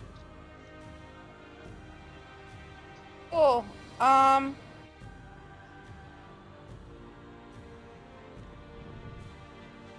gonna use a cantrip here. Okay. Because I'm mad now. I wonder why. Bitch. Not you, I mean like the doll. I understand, but I hate to be the bearer of bad news. That is considered a ranged attack, and since it's directly in front of you, I'm going to need you to roll that at disadvantage. Unless you want to take a step back, then I will allow you to keep that roll, but you will provoke an attack of opportunity. Your call. Cool. I will do that. I'll take a step back. Alrighty, it's going to take a swing at you with the knife for a 14 to hit for 8 points of slashing damage. Okay, that hits. Okay, so go ahead and register that, and feel free to take a step back. And then it'll take the damage from the firebolt, and you actually see it runs around in circles a little bit in a panic as it tries to put out its flames before landing back to where it originally was, and you are back there. Not dead yet? Jesus. It's not dead, but you're dealing some hefty damage to it. Is there anything else you'd like to do on your turn? There is nothing else I can do before dying, so yeah. Okay, good to know. Shay, you are up. You just had this dust bunny try to shock you. It's kind of rude. I'm going to try to take another stab at it. Stab it.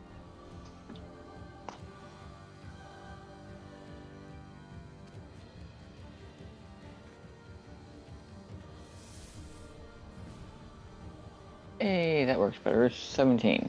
17 hits. Roll me damage. Damage in one hand. Let's get that one. 4.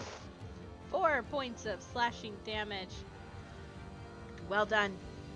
Is there anything else that you'd like to do on your turn?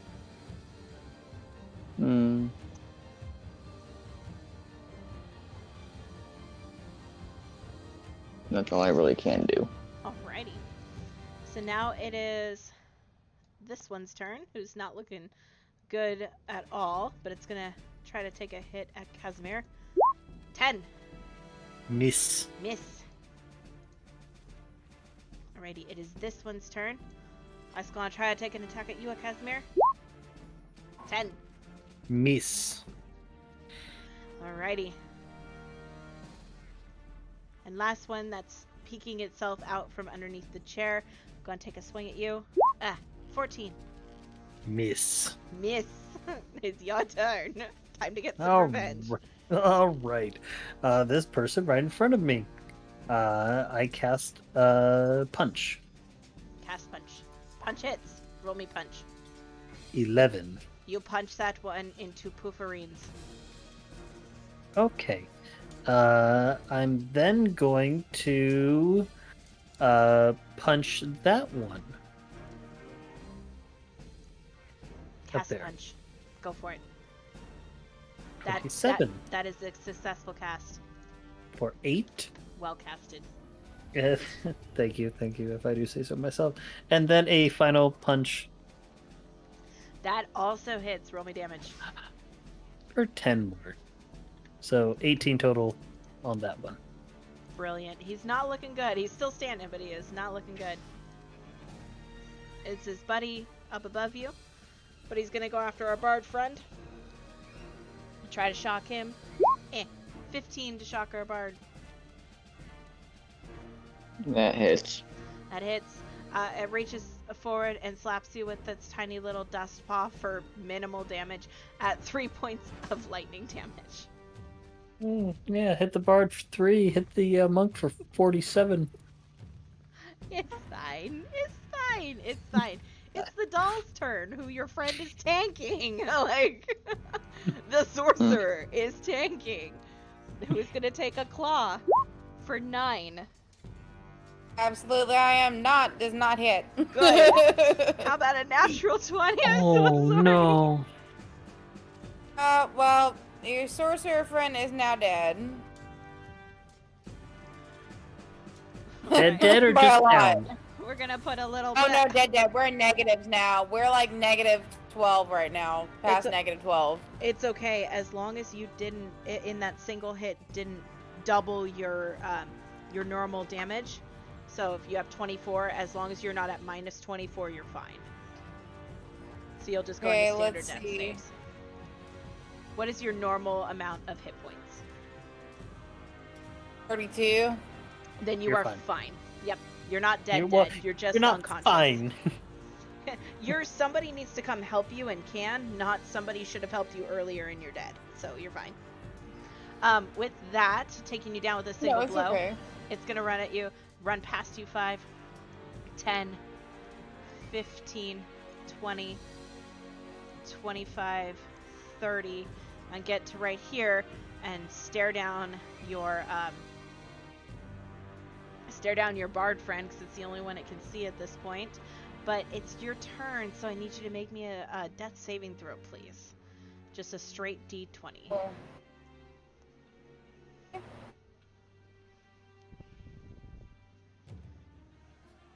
That's a pass. So you have 1 pass on you. If you get 3 passes, you stabilize and you're fine. If you roll a natural 20, you come back with 1 HP. So let's hope for that next round if somebody doesn't get to you. Shay, you are up. You get shocked by this little dust bunny on your foot, and then from behind you, you hear a wail of pain, a thud on the floor, and then a glance over your shoulder shows you a doll brandishing a knife with a clawed hand. What would you like to do? I'll stab at the nearest dust bunny.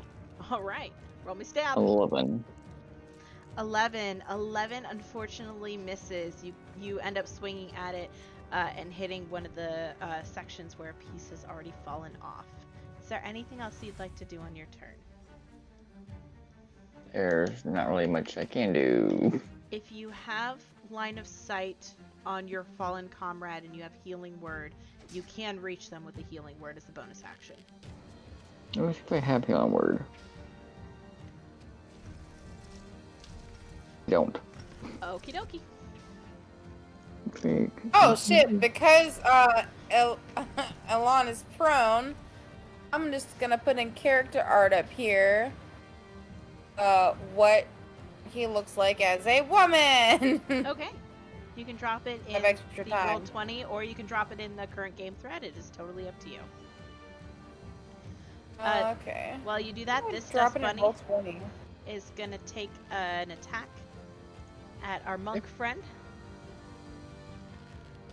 Shock. 18 to shock you. Hits. Yeah, it hits. Another monk. Oh, no, we're going after the monk. 3 points of shock damage to the monk.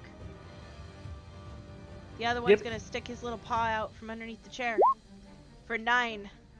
Misses. Misses. Your turn. 1 second. Sure.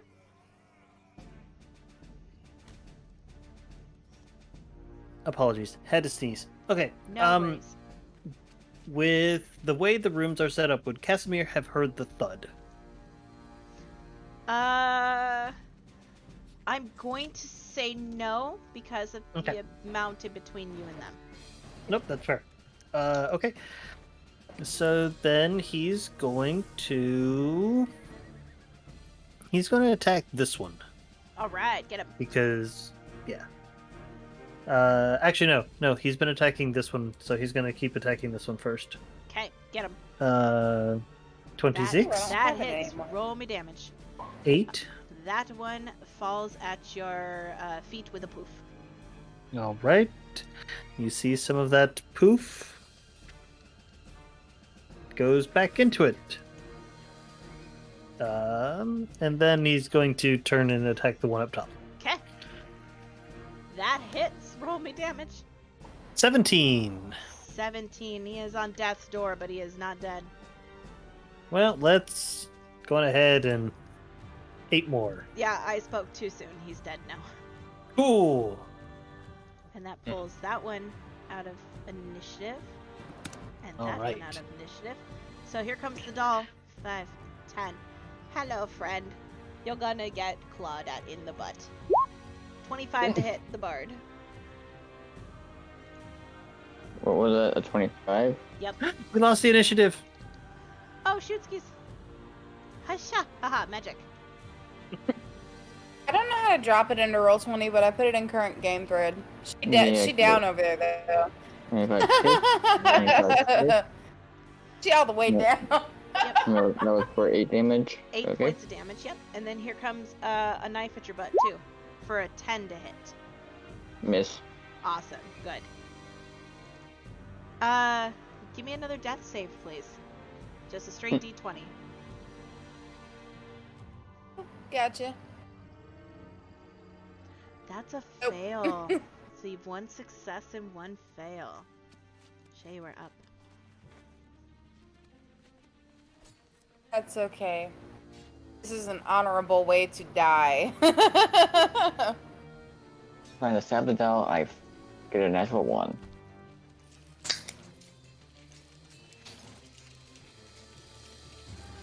Okay, yep. I try to stab it out. I try to stab it out, and I get a natural nat 1. Nat 1. Unfortunately, that misses. Is there anything else you'd like to do on your turn? Nothing I can do Okay. except inspire again, but he already has a +1. He already has the dice. Yep. Perfect. Alright, it's this one's turn. It's gonna reach out and try to shock you with its little paw. It's 5 hit. That misses. Sorry. Good. 13 misses. Your turn. So does it have cover where it is currently positioned? It This one. does, but you'd be swinging probably at the time that its paw would be coming out, just based on rotation. So you're not going to be swinging at disadvantage. Okay. Then I'm going to go on ahead and punch at it That hits. Roll me 22? damage. for 7. Nice. A 17 That hits. Roll me damage. Very cool. for 11. And a 21 That hits. Roll me damage. for 11. Yeah, you killed this one. So You- 29. Okay, cool. You're like, how dare you beat me from under a chair? Bam, bam. All bam. right. Then with the rest of my, can I squeeze through the doorway and like move up to here? Yep. All right. So boom, boom. I don't see the body. With my line of sight, I do not see a body at all. So I just see this doll. Could I make an insight check or a similar type roll to see if I would realize that because this doll came from that open door and I knew that my sorcerer friend was up there, that if my sorcerer friend is not down here, that she might be in trouble? I would He? say your insight would have to be high because Um, this door was left open also, so you're not too sure exactly where the doll came from, but you do know your friend headed north, and you can't find that. So you can roll an insight check, and it's probably gonna be a bit of a higher DC because there's two different options essentially. Okay, but there was nothing in that room before, but that's fine. I will still roll the insight to see. Oh, 11. Nope, probably But not. I also will argue that you yourself did not look around the room, so you don't know what was fully in there, which is why I said that. That is true. That is true. Well, hi newcomer. Okay. Let's see if a knife hits you. 11. It misses. How about a claw? That hits. For 8 points of slashing damage. How rude. So rude. I know that little doll's an ass. All of my temporary HP just went away. Alrighty, and let's get another death save. Pass. Nice. I show you were up. Okay, I'm gonna look for the nearest thing to stab.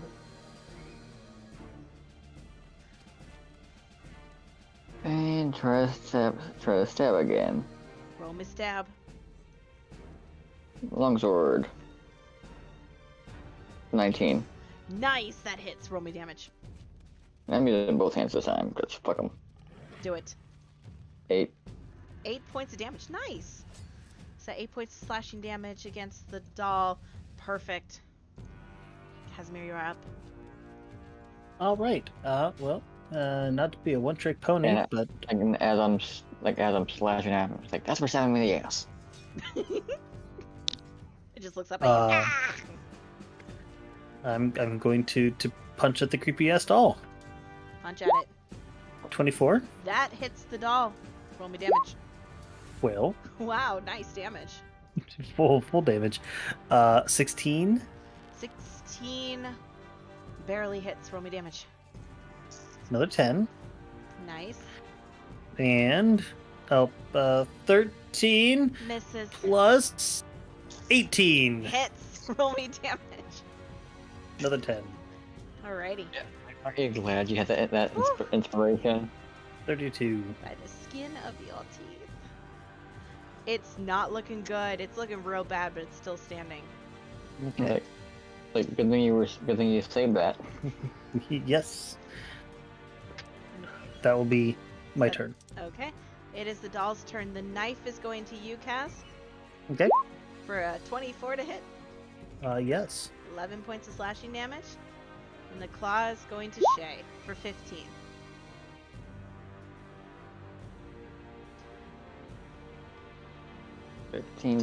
Hit. 15 hits for 5 damage. 5 Okay. points of damage. That is the end of the doll's turn. I need another death save.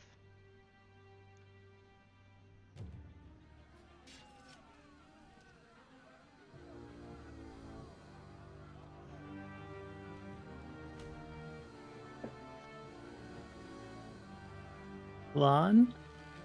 Lon? I'm still here. Yeah. Oh, death save? Need another death save, my dear. You Gotcha. pass. Wonderful. So you are not dead. You no longer have to make death saves, but you are currently unconscious at 0 HP, but you are stabilized. So essentially you are Awesome. just sleeping now. Shay, it is your turn. Does this count as a long rest? No. No, it counts as you got the shit kicked out of you is what it counts as. Counts as a 24-second rest. I slash at him again, and that is a 14. That hits. Roll me damage. So both hands. And that is 7 points of damage. Describe to me how you kill this doll. Paint me a word picture. I'll just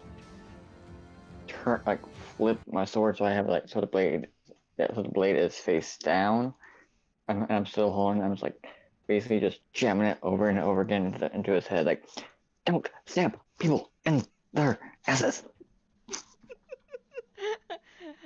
And as it crumbles to the floor and you stab it and stuffing shoots out left and right, scattering along the floor, mixing in with the blood, we find ourselves outside of initiative with a bunch of dead dust bunnies and a dead creepy doll and a missing fire genasi sorcerer. All right. I would head up to investigate this room up here. Okay. And I see our fire genasi starting to probably get back up. You see them unconscious. They're not getting back up. They don't have any HP. They're just laying there. I thought when you got all 3 that you came back with 1. Nope. that- That's only if you roll a natural 20. You have to take. It's only if you're rolling that 20. Yeah. Oh. You have to take a rest of some kind. So if you wanted to barricade yourself in the room with the lovely pentagram on the floor, that would be enough for. I feel like I would give them permission to roll hit dice and get back up. I would yell down, Shay, I think we might need to take a moment here, and motion for him to come up. Yep. Yep. I Shit, can't yeah, use we'll walk fireball in the house. So Can't use magic missile. as It'll burn the house down. I'm sorry. And then Okay. Clyde closed the door. yeah. So Shay, are you heading into the room as well? Yeah. Perfect. I'm like how you just said perfect. I'm joking. Don't take me serious. I'm gonna put that door there, and then I'm gonna put Shay in here. Blip. So Shay doesn't get lost.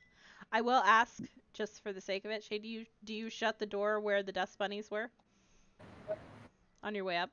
Or do you leave it open? I leave it open, because we'll probably have to go back in there anyway. Okie dokie. So as you guys settle into what you know to be Douglas's room, as you guys take a short rest of an hour break, feel free to roll hit dice as needed. Regain anything you get back on a short rest. How do I roll hit die? So Never had to do this before. you're on a roll 20 character sheet, right? Yeah. So there is where it says your armor class, initiative, speed, going down, it says current hit points and then temporary hit points, and then there's a section that says hit die. The total number is how many you have. Just click the hit die wording and it will roll the dice for you. Just like that. How many do I get to do? However many is there with the number. 5. So you can do up to 5. Oh, buddy. Okay, 1, 2, 3, 4, 5. That's 2, 7, 12. That's 19. There you go. You have 19 HP.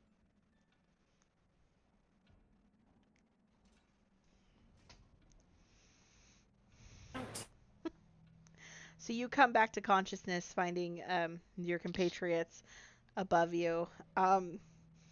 Casimir, his hair is slightly extended because he got electrocuted so many times, and probably within that hour he's like pushing his hair back down against his head. Yeah. What happened to you? Someone didn't clean under the bed very well. What happened to you? Look, it's not my fault the kid had freaky toys, okay? They didn't tell us about freaky toys the child had. There's voodoo doll. I tried to set it on fire. Fire didn't kill it. Stabbing it did. You might need a health potion or two. Do you have any on you? Oh no, I never carry health potions because I normally don't go down. Probably should start. Yes, that would be a wise thing to do. And he would give 1 health potion to her, 1 potion of healing. I'm back at full health on that short rest. Perfect. So the potion of healing, you How do can add I- that to your inventory. It is 2d4 plus 2. 4. 2d4 plus 4. You can either drink it now or you can save it for later. It is Oh, no, totally it up is. to No, you. it is. Sorry. It is 2d4 plus 2. My bad. For some reason, I was thinking of the greater ones. I think are 44 plus 4s. Yes, that's right. So you can Okay, either let drink it me now or you just- can save it for later. It's up to you. I'm gonna save it for later. You said it's 2d4 plus 2? Yep.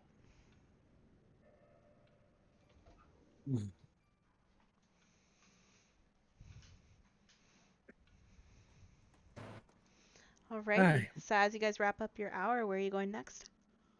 Is this a door over here? That is a door. Cass would say, well, I think that we know what's down that hallway, and he would go and open the door just to make sure that that dead body is still in the hallway. So you crack open the door just a wee bit. Yeah, just to see if there's a... I think we should check under the bed up here. Because this is Thomas's room. He may still be in here somewhere. Okay, and I still see the body. Yep, it's still there. Okay, Hasn't moved. okay. I would close the door, and then I would go to like investigate the room Okay. to see if there's anything else there. Okay. Everybody can roll me an investigation check or a perception check looking for Douglas. 25. Wow.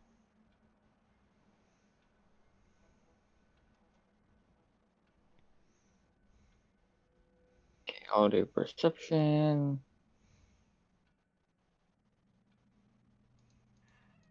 And that is I a can't see 21. shit. No, you're still woozy. So we have a 21 and a 25 for perception? Is that right? Yep. Perfect. So, while your friend is just trying to regain their focus and their sanity from being down, the two of you give the room a good look over, and it doesn't seem like he's here. So you can eliminate, pardon me, you can eliminate this room as a potential area of where he is hiding. Though there is no arguing, some really spooky shit is going on. There. Okay, he vote. Okay, so I vote that since he's... I know that he's not in here as well. I think it'd be wise for us to go together as a group. Let's check towards the kitchen. And Cass would come down here, and then Sounds good. Cass would like to.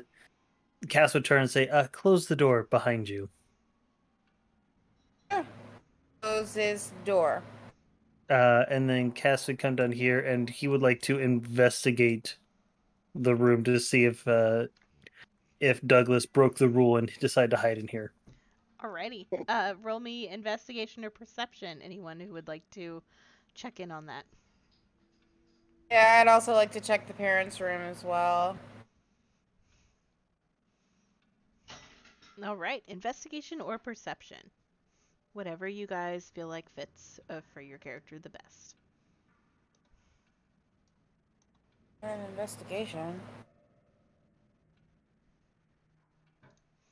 Investigation.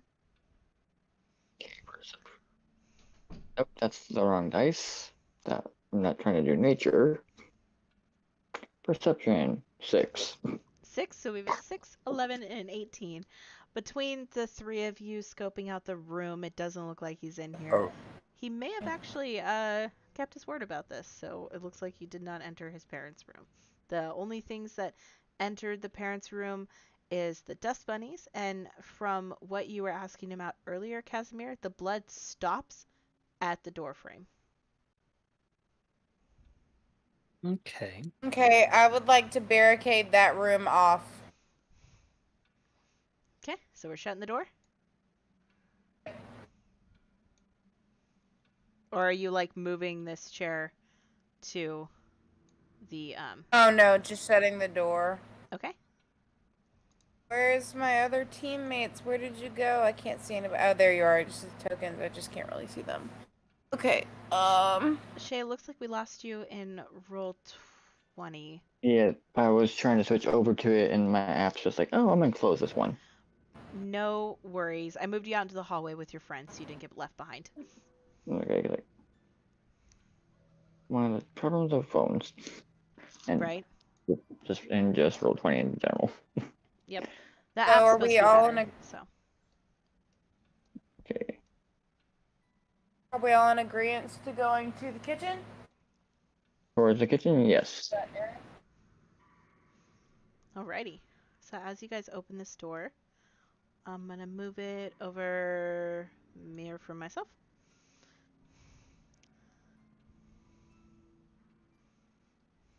You enter into this room.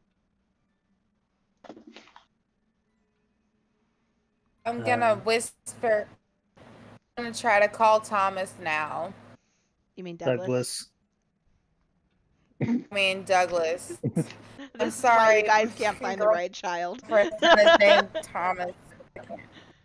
Wrong child. Sorry. So many children that I know. Do you want to call out Sorry. for Douglas? Okay. Yeah.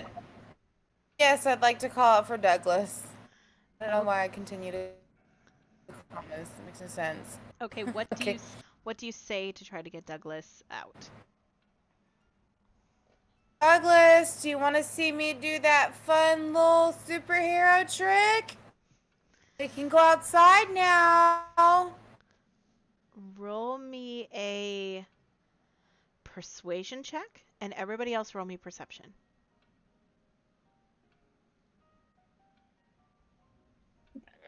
Damn. We were built for Eberron, okay? Yeah. And my phone let me switch over.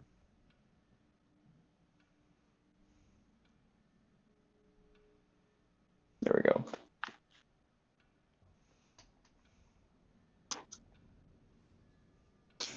And you said we're doing perception. Perception, yeah.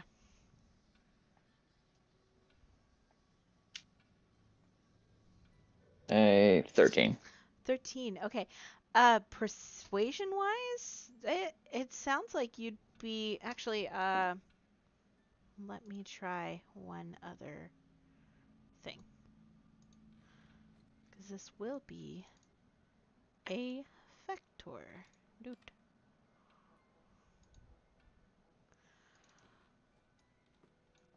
Okay. Um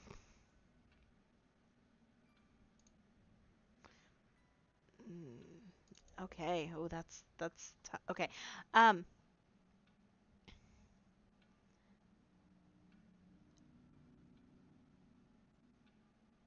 you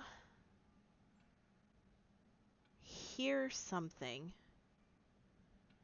in response to your call, but it is muffled out by the sudden music coming from the gramophone, which sounds like this.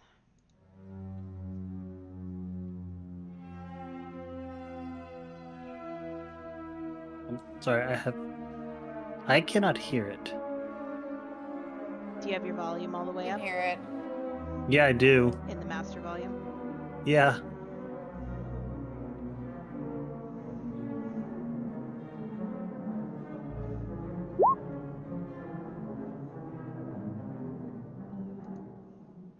I'd That's like weird. to roll an Arcana check to see if it's a cursed, just music. Okay. Your Arcana check is pretty dang good. Um, it there is something magical going on. That much is for certain. It's hard to pinpoint exactly what it is, but something weird is going on, and you know you need to get Douglas, and you need to find him, and you need to find him like 5 minutes ago. Wait, what? So there is definitely some weird magic going on here. It feels like whatever magic here that is in play has gone awry. Um. Uh-oh. I'm gonna let them know this, that there's somebody messed up some magic up in here. Like, it stinks of bad voodoo up in here. Like, somebody used salt when they should have used sugar and didn't tell it to be sweet. We need to find this child and leave. Casimir say, we should probably check in the kitchen then. And he would Okay, let's. make his way up towards the kitchen door. Do you leave the door open? Lon's also gonna go Cass that way. would turn and say to close the door behind him.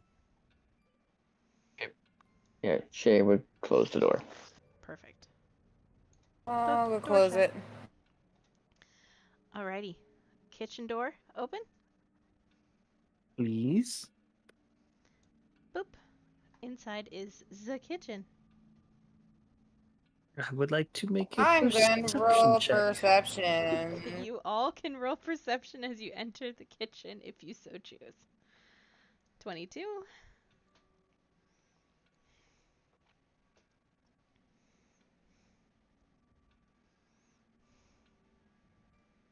Okay, perception. 1. 20 investigation. Very nice. And Shay, how much was your perception? I feel like you said it, but I didn't hear it. I'm sorry.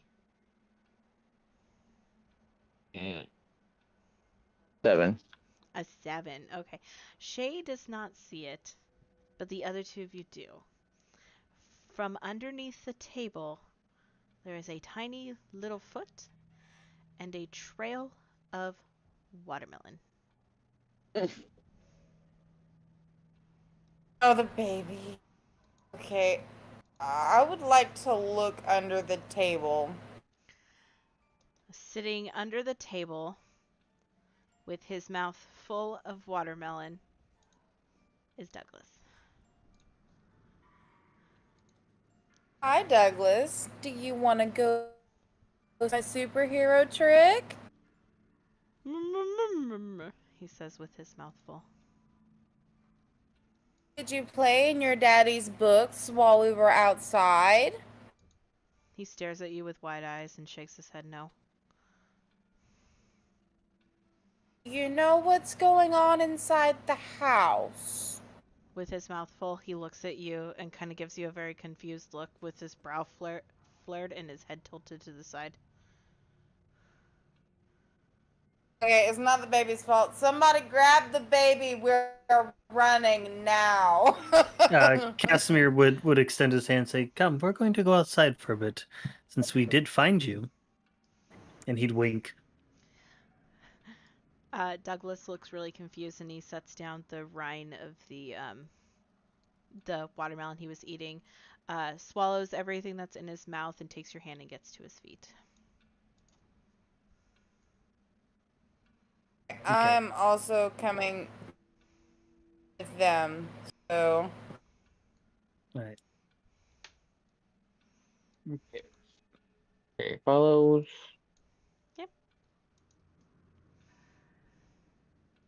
Okay, I'm going back through Cass this. would turn to Douglas and say, now, there is a surprise in the hallway, but we don't want you to see it yet. And he would ask if he could blindfold Douglas until they were outside. Hold on just a second. This might help that situation. I expected you guys to come in a different way. So there's actually a door at the bottom part of the room. Oh, is there a door at the bottom? Yep. Well,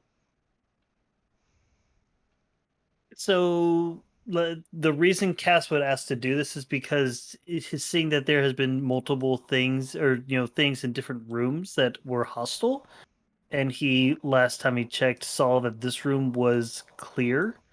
he would not be Yeah, we have willing to go explore a new room not with been Douglas here. in tow. Fair. Okay. Sure.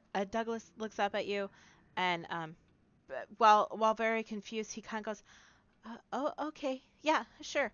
And he gives you a big toothy grin, missing one of his front teeth. But you do notice something a little peculiar. Roll me a perception check on Douglas. Yeah, you notice it. There are black seeds of watermelon stuck in his teeth. I would stop and say, did you pick out the seeds or did you eat them this time? He stares up at you with a really confused look, and he says, "Well, the seeds are tasty, but it makes my tummy hurt." The seeds can be tasty, but they are not good for eating. And he would hold out a hand to have him spit them out. He starts to lean forward to spit them out in your hand, and he starts to cough and hack, and he ends up spitting up what looks like watermelon juice into your hand. And then he turns his head up to you. His little round cheeks, normally tan in color, flush a pale white, and his green eyes kind of droop down, looking very sad. And he goes, "I don't feel so good." And he starts to wrap his little arms around his stomach and bend over, and soon you see him fall to his knees, cradling his head and holding his stomach almost into the fetal position. Cass would pick him up and then try to cover his head with a cloth as he would then try to take him outside. Okay. 1 second. Would lesser restoration do anything in this case? Well, before you do that, I need Casimir to make me a dexterity saving throw, please. 26. As you feel something, as you pick up Douglas into your arms, you feel something latch out at you, and you dodge out of the way. Do you keep a hold of Douglas, or do you drop him? I would still try to hold on to him. Okay. Roll me another dexterity saving throw with disadvantage, please. 14. Does a natural 20 hit you for 25? Yes, it does. Okay, you take 14 points of slashing damage, and this time you involuntarily drop Douglas as he rolls over onto his back, stares up at the ceiling for a moment, and lets out a wail of a scream, and his stomach puffs up like a watermelon before bursting open and flipping nearly inside out turns into this, and I need you all to please roll me initiative. Gosh. I was gonna roll history, but okay. Nope, you go roll initiative. What's 20 Total of 20? Natural 20 or total of 20? total? Gotcha.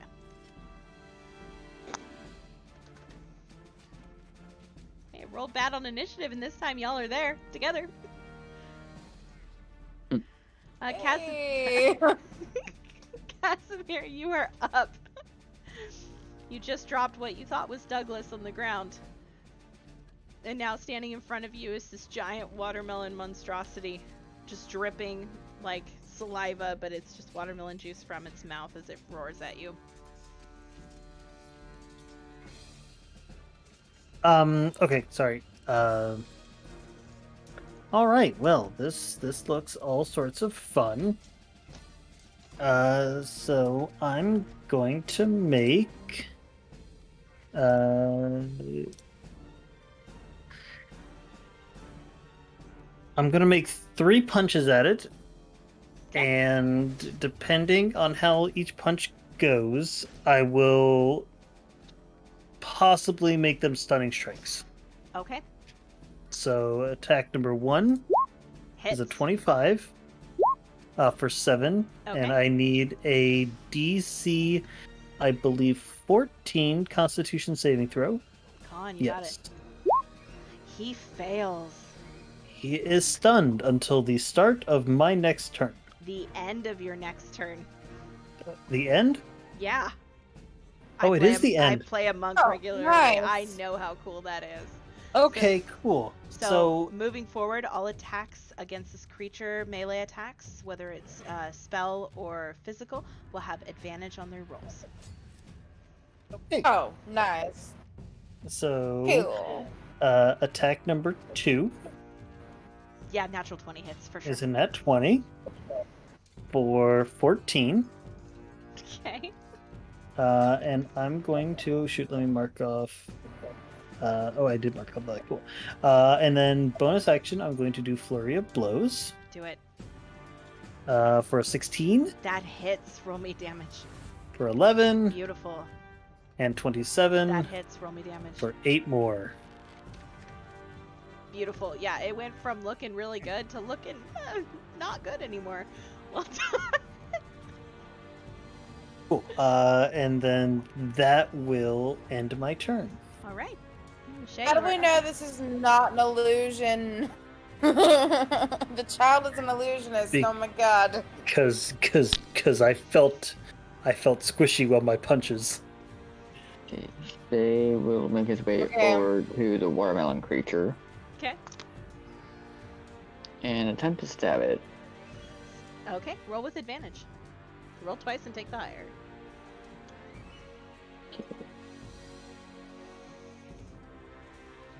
Well, okay, and 19, That hits. Roll me damage.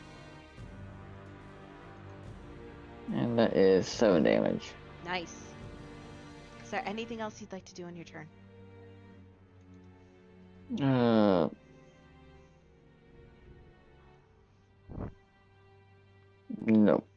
Alrighty.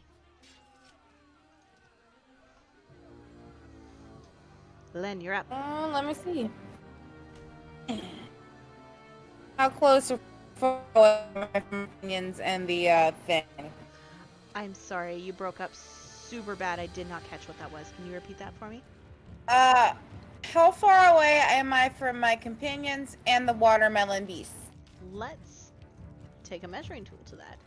Oop, 15 feet away, my friend. And are my companions anywhere around me? Nope. Are they right around the thing though? They are. Damn it! Move!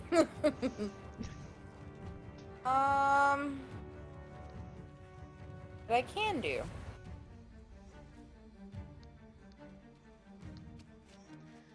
Your firebolt would Actually, be at there is advantage. something I can do. Huh? Your firebolt would be at advantage. It would be at advantage, but it may also harm my companions. Firebolt? Firebolt is a single target. Fireball is multiple targets. Oh, okay, cool. So Oh, I didn't get to roll it with advantage. I turned on your advantage toggle, so all you have to do is click the advantage button, and then it will roll with advantage for you. It's at the top of your thing now. Oh, okay. I got you. Well, can I re-roll? Because I didn't roll that with advantage. Go for it. Turn on that toggle.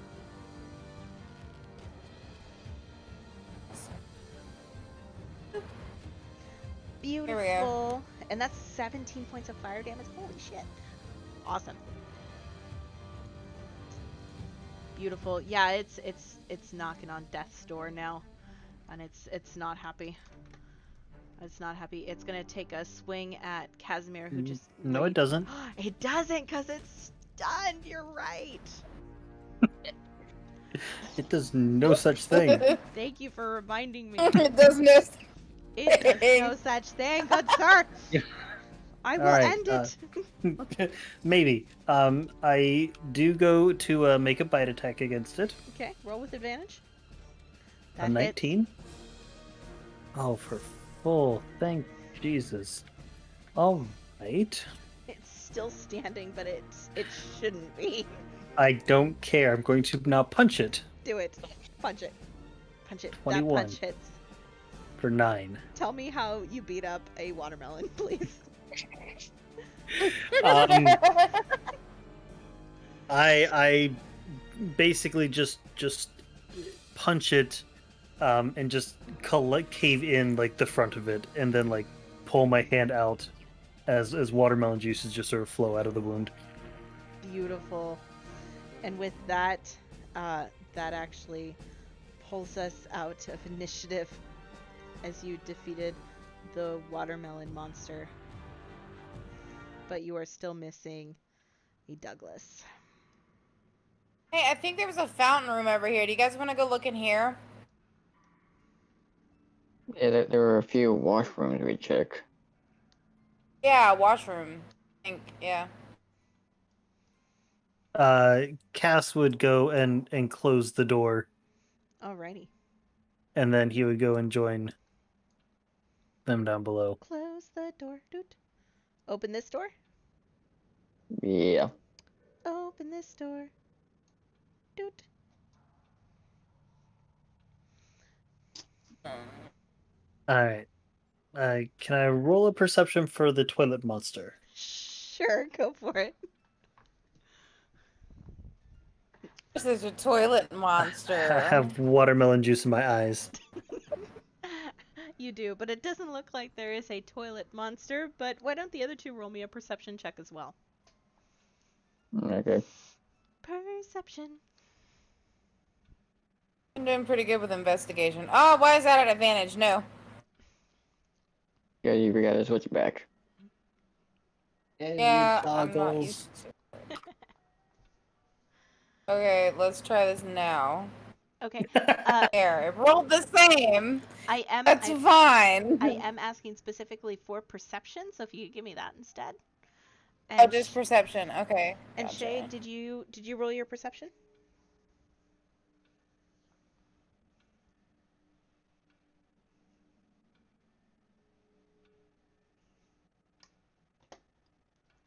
Shay?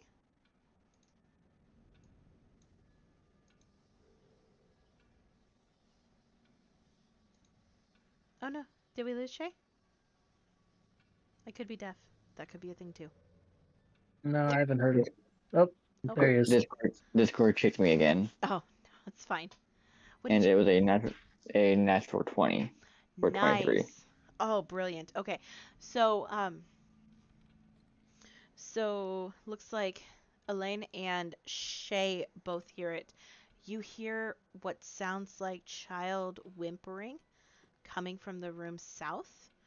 However, with your natural 20, Shay, you also hear what sounds like scratching along in the room on the other side of the door also.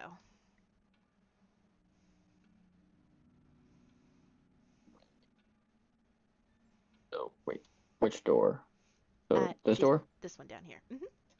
Okay, I'll charge toward at it. Okay. Do you just shoulder check the door and bust it open? Yeah. All right. So you shoulder check the door and bust it open into revealing the guest room that you guys had come to know, and standing at the foot of the beds, looking like it had just it had just crawled out from underneath it, is this giant monstrosity. And it turns to you with an unhinged jaw and lets out a wail. And yes, I know you just exited out of it, but we are going back into initiative for the final fight. And in the room, the small childish whimpering can be heard. This is definitely where Douglas is, and it looks like this is something that is going after him.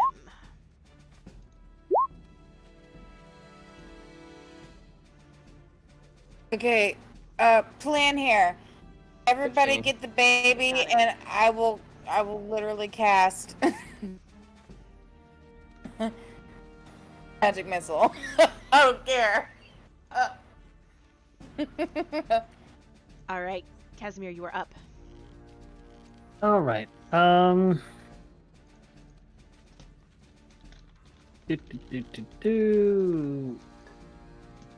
Do you allow actually 5, 10, 15, 20, 25, 30, 35, 40, 45. Okay. So because monks are broken, I'm going to run all the way over to there. And I'm going to try to repeat what happened earlier. So punch 1. Did you use a key point to do Step of the Wind, or do you have 45 feet of movement? I have 45 feet of movement. Jesus Christ. Fine. Yes, that hits. Okay, and then for 9 points of bludgeoning damage, and then a DC 14 saving throw, please, for Constitution. Okay. Pass. That one succeeds. Okay, then I will just do second attack for That 23. hits. Roll me damage. And then a bonus action attack. Would you like to make either one of those a stunning strike as well? I will make the last one. Got it. I play a monk every Friday, so I understand and abuse exactly what you're doing, so I don't feel guilty about this. So don't worry, it's fine. It's Oh! stunned. Yay! Okay, cool. Alrighty, and is there anything else you'd like to do on the end of your next turn? Nope, that is all I can do. Alrighty, well, it can't do anything. It is stunned. Shay, you are up. Okay. I'm gonna make my way over towards this creature.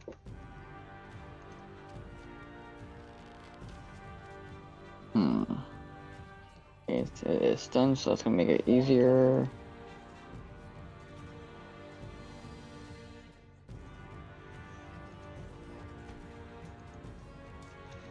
And I am gonna try to stab it. Stab it.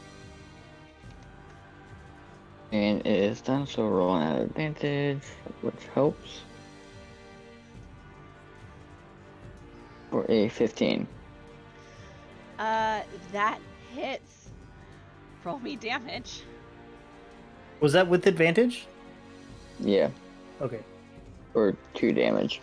2 damage. Got it. And yep. I think that's all I can do.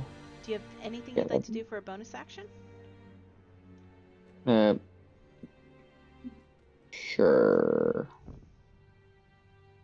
I'll inspire Kaz again, because why the hell not? Alright. Kaz, you're feeling inspired. Inspired. Just beat it. Come on and just beat it. Yeah. I forget the whole song, but I'm just gonna go with that part. It is all good. Elaine, you're up. Pretty far from the monstrosity, and I have a clear shot. Yep, I know exactly what I'm gonna do. Do it. Do it. Do it at advantage, too. Scorching Ray, all 3 of them are at advantage. Oh, I'm at advantage right now because Yes. he's prone, Yep. right? He's stunned. He's stunned, not prone. Get him. Get him with your advantage shots. That hits. Is it? So that's your first shot. Give us your second. Okay, so wait, how many do I get? You get 3, my friend. Oh yeah, that's right, 3. Get him. That hits. No, sorry, that misses. I'm sorry, that one misses. You have a third one, Yeah. though. Do it. Do it, do it, do it. Crit, crit, crit. That's not a crit, but that's still really good. You got him. 7 points of damage. Very nice. Is there anything else you'd like to do on your turn? I almost forgot to ask that. I'm sorry. I would like to look for Douglas, and I'm like throwing fire around in here. Okay. Roll me a quick perception check. Cool.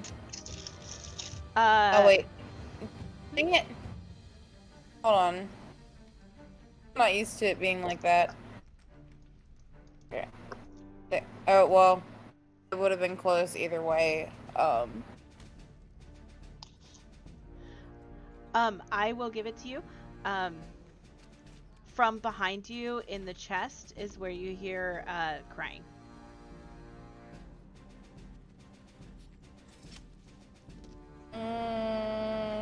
Gonna go look near that chest. Okay. That's okay. As you go over and you throw open the chest, you see inside a shaking, shivering, crying little Douglas. Can I put him on my back? Yes, you can. Back right Nice. up. But that will be the end of your turn. Because you did a lot in 6 seconds. Casimir, you are up. Alright. Does this look like we're doing any sort of damage to it? Yep. Okay. Attack number 1. That hits. Roll me damage. For 7. Perfect. Attack number 2. For 8 more. And Perfect. now comes my predicament.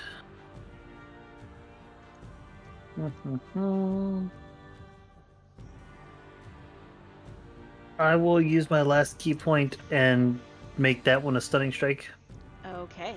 Actually, nope. You sure? You haven't rolled yet. Yes. Okay. Nope, I'm going to. Nope, stunning strike on that last one. Sorry. Fail. Oh my gosh. Okay, and then bonus action that Roll me for damage. 10 more. Okay. Well, fuck this guy's turn. For 2 rounds. Shay, you're up. End his day, my friend. Let's go.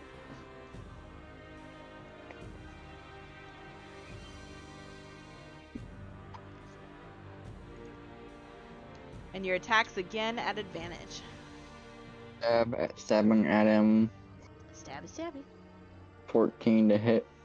That unfortunately misses. I'm sorry.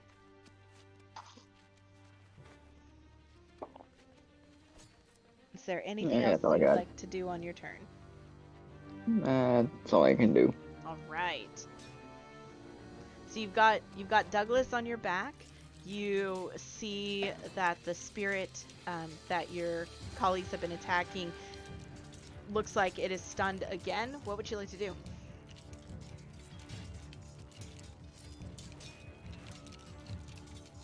Magic missile, nice.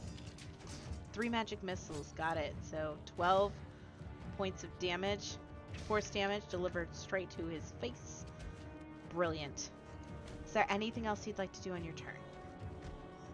No, I'm good. I'm Oh. sad that my little fees aren't working, but it's okay. Okay, we're gonna put him on this side because I doubt that you would actually have him in the direction of the evil thing, so he's gonna be like over near on your back. Perfect. Casimir, you are up. It's still stunned that's until the what I end was of your turn. Okay. Well, I only have 3 things that I can do here. So, attack number 1. That hits. Oh, Roll so damage. close. For 9. Attack number 2. That hits. Roll me damage. For 7 Okay. more. That hits. Roll me And damage. then 22. For 11 more. Holy shit. Do you have a key point you can spend, or are you all out? I am all out of key points. Oh my god. Okay. So, Oh look, Yep. it has a turn. Finally. now watch it just one-shot me here. Well, it's gonna try. Yep. It is going to after all the damage that you have inflicted on it, which is a shockingly lot of amount, it is going to lean its head back and let out a loud wail. And I'm going to need everybody to make me a DC 15 wisdom saving throw, please. And this does include Douglas. Oh no. I have Whoa. 18. 18? Okay. So, Shay, you pass. So you take half damage, and you do not suffer 1 point of exhaustion. Everybody else, including Douglas, suffers the max necrotic damage of 19 and are at 1 point of exhaustion. Okay, so. Was So- Wait, I gotta help. Yeah. So for me, would that be 10 or 9? You're gonna take 9. I round down. Okay. Just doesn't because everyone's different, so. Exactly, and I appreciate you asking. So that is its How do I do exhaustion? that is its action. So that just means in this level of exhaustion, when you do an ability check. Yep. Or a saving throw. Nope, just ability checks. So when you do ability checks at this level of exhaustion, you're gonna do it at disadvantage. So you can't focus well enough to like grab onto everything that you need to do. That is what level 1 of exhaustion is. However, that is the end of its turn. So Shay, you are up. You do not have advantage anymore. Okay. I should have chosen some more attack spells instead of just trying the ones that were helpful. I need to use a full action One to quick. do health potion, right? No, but we will get to that on your turn, I promise. 12 to hit. Okay, I'm sorry. 12 to hit? Yeah, it's a miss, I know. Unfortunately, that does miss. Is there anything else you'd like to do on your turn?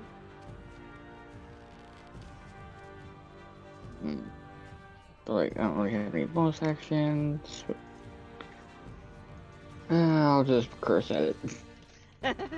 Do you curse at it in common because there is a child there, or do you curse at it in Elvish? Elvish.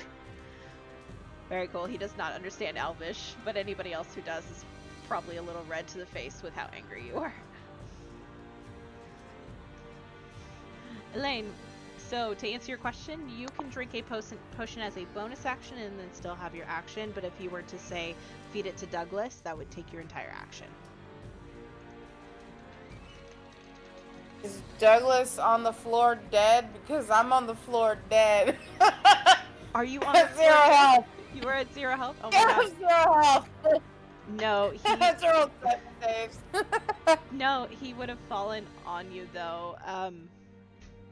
Let me, as you fell on him, he's going to roll an investigation check, and he doesn't find your health potion. So please roll me a death saving throw, just a straight flat d20. I got it. Swords are squishy. No. So, Swords are so squishy. here. So you're at 1 death save. Casimir, this thing just shouted, hitting all of you really well. You watched your sorcerer friend go down. Douglas looks like he's panicking, trying to help them. This thing looks really, really weak. What are you going to do? I am going to make a bite at it first to see if Okay. I can get a little bit of health back. Does a 13 hit? That misses. All right, I'm going to unarmed strike it. Does a 26 hit? That hits. Does 10 bludgeoning damage do anything to it? How do you kill it? Seeing it raise its head up to make this wail, and since it's coming up after me, I imagine it's going to try a similar move. I punch right into its throat and just close my fist around it, crushing it, and then pulling it back and just ripping its throat out entirely. Beautiful. And as you do that, it actually doesn't stick around. It disappears into into like a dissipating shadow and seems to suck back under the bed before there is a poof of what looks like shadowed smoke, and then the under part of the bed is completely empty. But you do have a down sorcerer friend. I just realized that Elan speaks primordial. Yep, that's a Fire Genasi's native tongue. I would head over to our down sorcerer, find the health potion that I gave them earlier, and force feed it to them. Perfect. Can I flip the? Can I flip the bed? Flip the beds. Yeah, you go over and you toss um, both the beds for each side. There is no remnants of the creature under the bed. Hey, get 5 HP back. 5 is better than the 0 you were at before, considering you almost rolled a natural 1.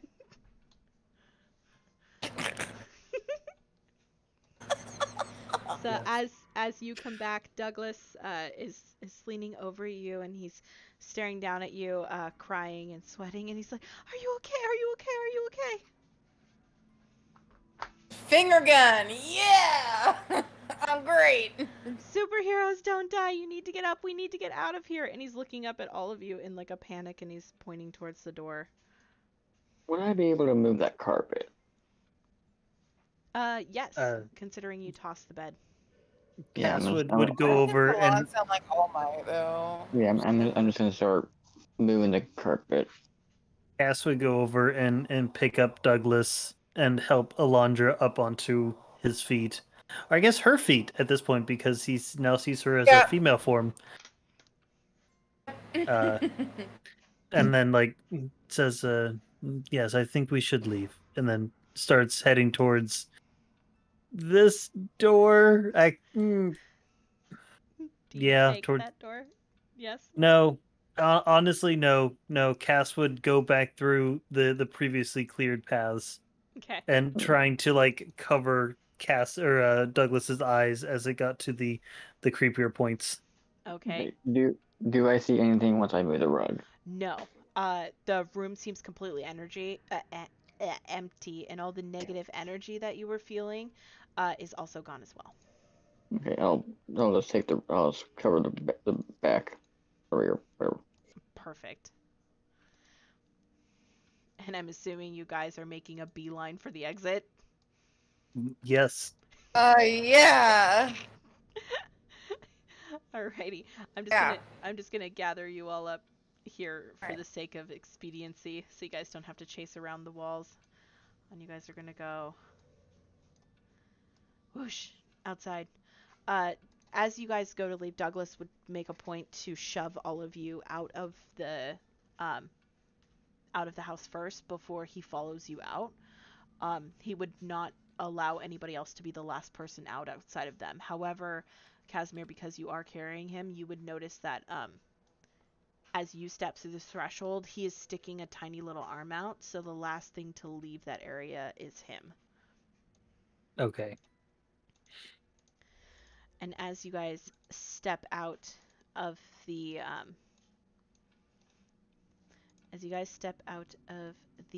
house, you do turn around and you see that the house is visually shaking and shifting and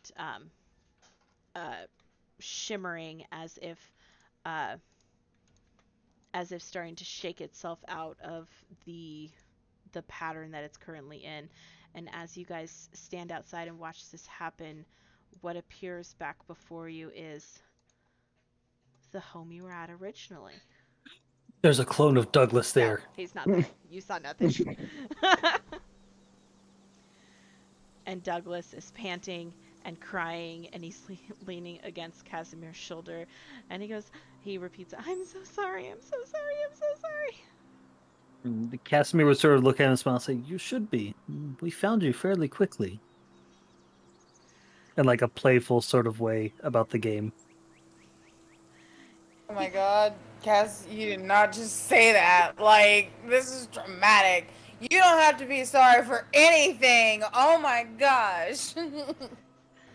He looks up at Casimir, really confused. It looks back at the house and looks at the two others of you, and he very softly says, "I'm so sorry. I just wanted it to be more challenging. I didn't expect it to turn into that, and I thought that thing was gonna kill me." You used Cass would magic? I Cass told you. Cass would crossed my put him fingers. down and then like kneel in front of him and say, "You will be a great wizard one day, but it takes patience and practice, as in all things, so that way you don't hurt anyone when you do it." Sorry. I will study more, and I will become better. And then he walks up to you, and he says, I'm sorry I fibbed. I crossed my fingers, and I lied. I'm sorry. A lot of is going to get very big with flames and speak in primordial. It's gibberish. Go to your room. Never lie again about anything. Okay. He just very slowly slumps and child pouts to the door. And puts his hand on the door and opens it and starts his way inside.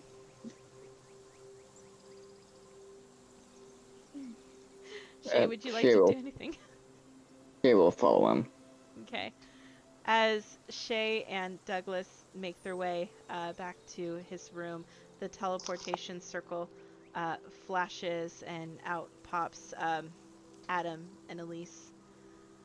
And they both look like they were hurrying because they practically run out of the teleportation circle and to the two of you. And Adam goes, "That was 3 hours. I think we did good time. How did everything go?" Your child. He is very gifted, and I think that with some more practice, he will become a great wizard. Oh, and Elise pipes up hearing this, slightly confused, and she goes, "He didn't cause you any trouble, did he?" He killed Casimir me would walk twice. over and put his hand on Alondra. I'm not speaking common. Would put his hand over on Alondra and say, "He was a bit challenging, and he enjoys hide and seek, but it wasn't anything too bad." The two parents kind of exchange looks together, looking slightly confused. But they do turn to you guys, and for the sake of brevity, we will kind of wrap up the session here. You each can add 300 gold to your inventory as payment for watching Douglas, and as a thank you gift from Douglas, you would each get a little drawing. Shay, yours would be a decent drawing. It's not great, but a decent drawing of you holding your sword and giving a mighty swing in battle like he saw. Casimir, yours is a drawing of you sitting at a checkers table with a bunch of question marks around your head. And Rude. Lena, yours is Accurate. a drawing of you flying through the air like a superhero, like the image that was painted before. And with that, I will bring you all back to the Dungeon Delvers Guild home screen, and that wraps up tonight's session. Thank you guys so much for playing. I hope you had fun. I had a lot of fun, actually. It was great. I definitely need to rethink my spells. Well, perfect. You guys, thank you so much for playing. I appreciate any chance that I get to DM, and you guys were an absolute blast, and you guys handled that really, really well. Well done. But for now, we're going to say goodbye and good night. So, as is tradition with at least my games, everybody say goodbye to YouTube. Bye, YouTube. Bye to YouTube. I'll be the Zane. Bye, YouTube. Happy dungeon delving, everyone.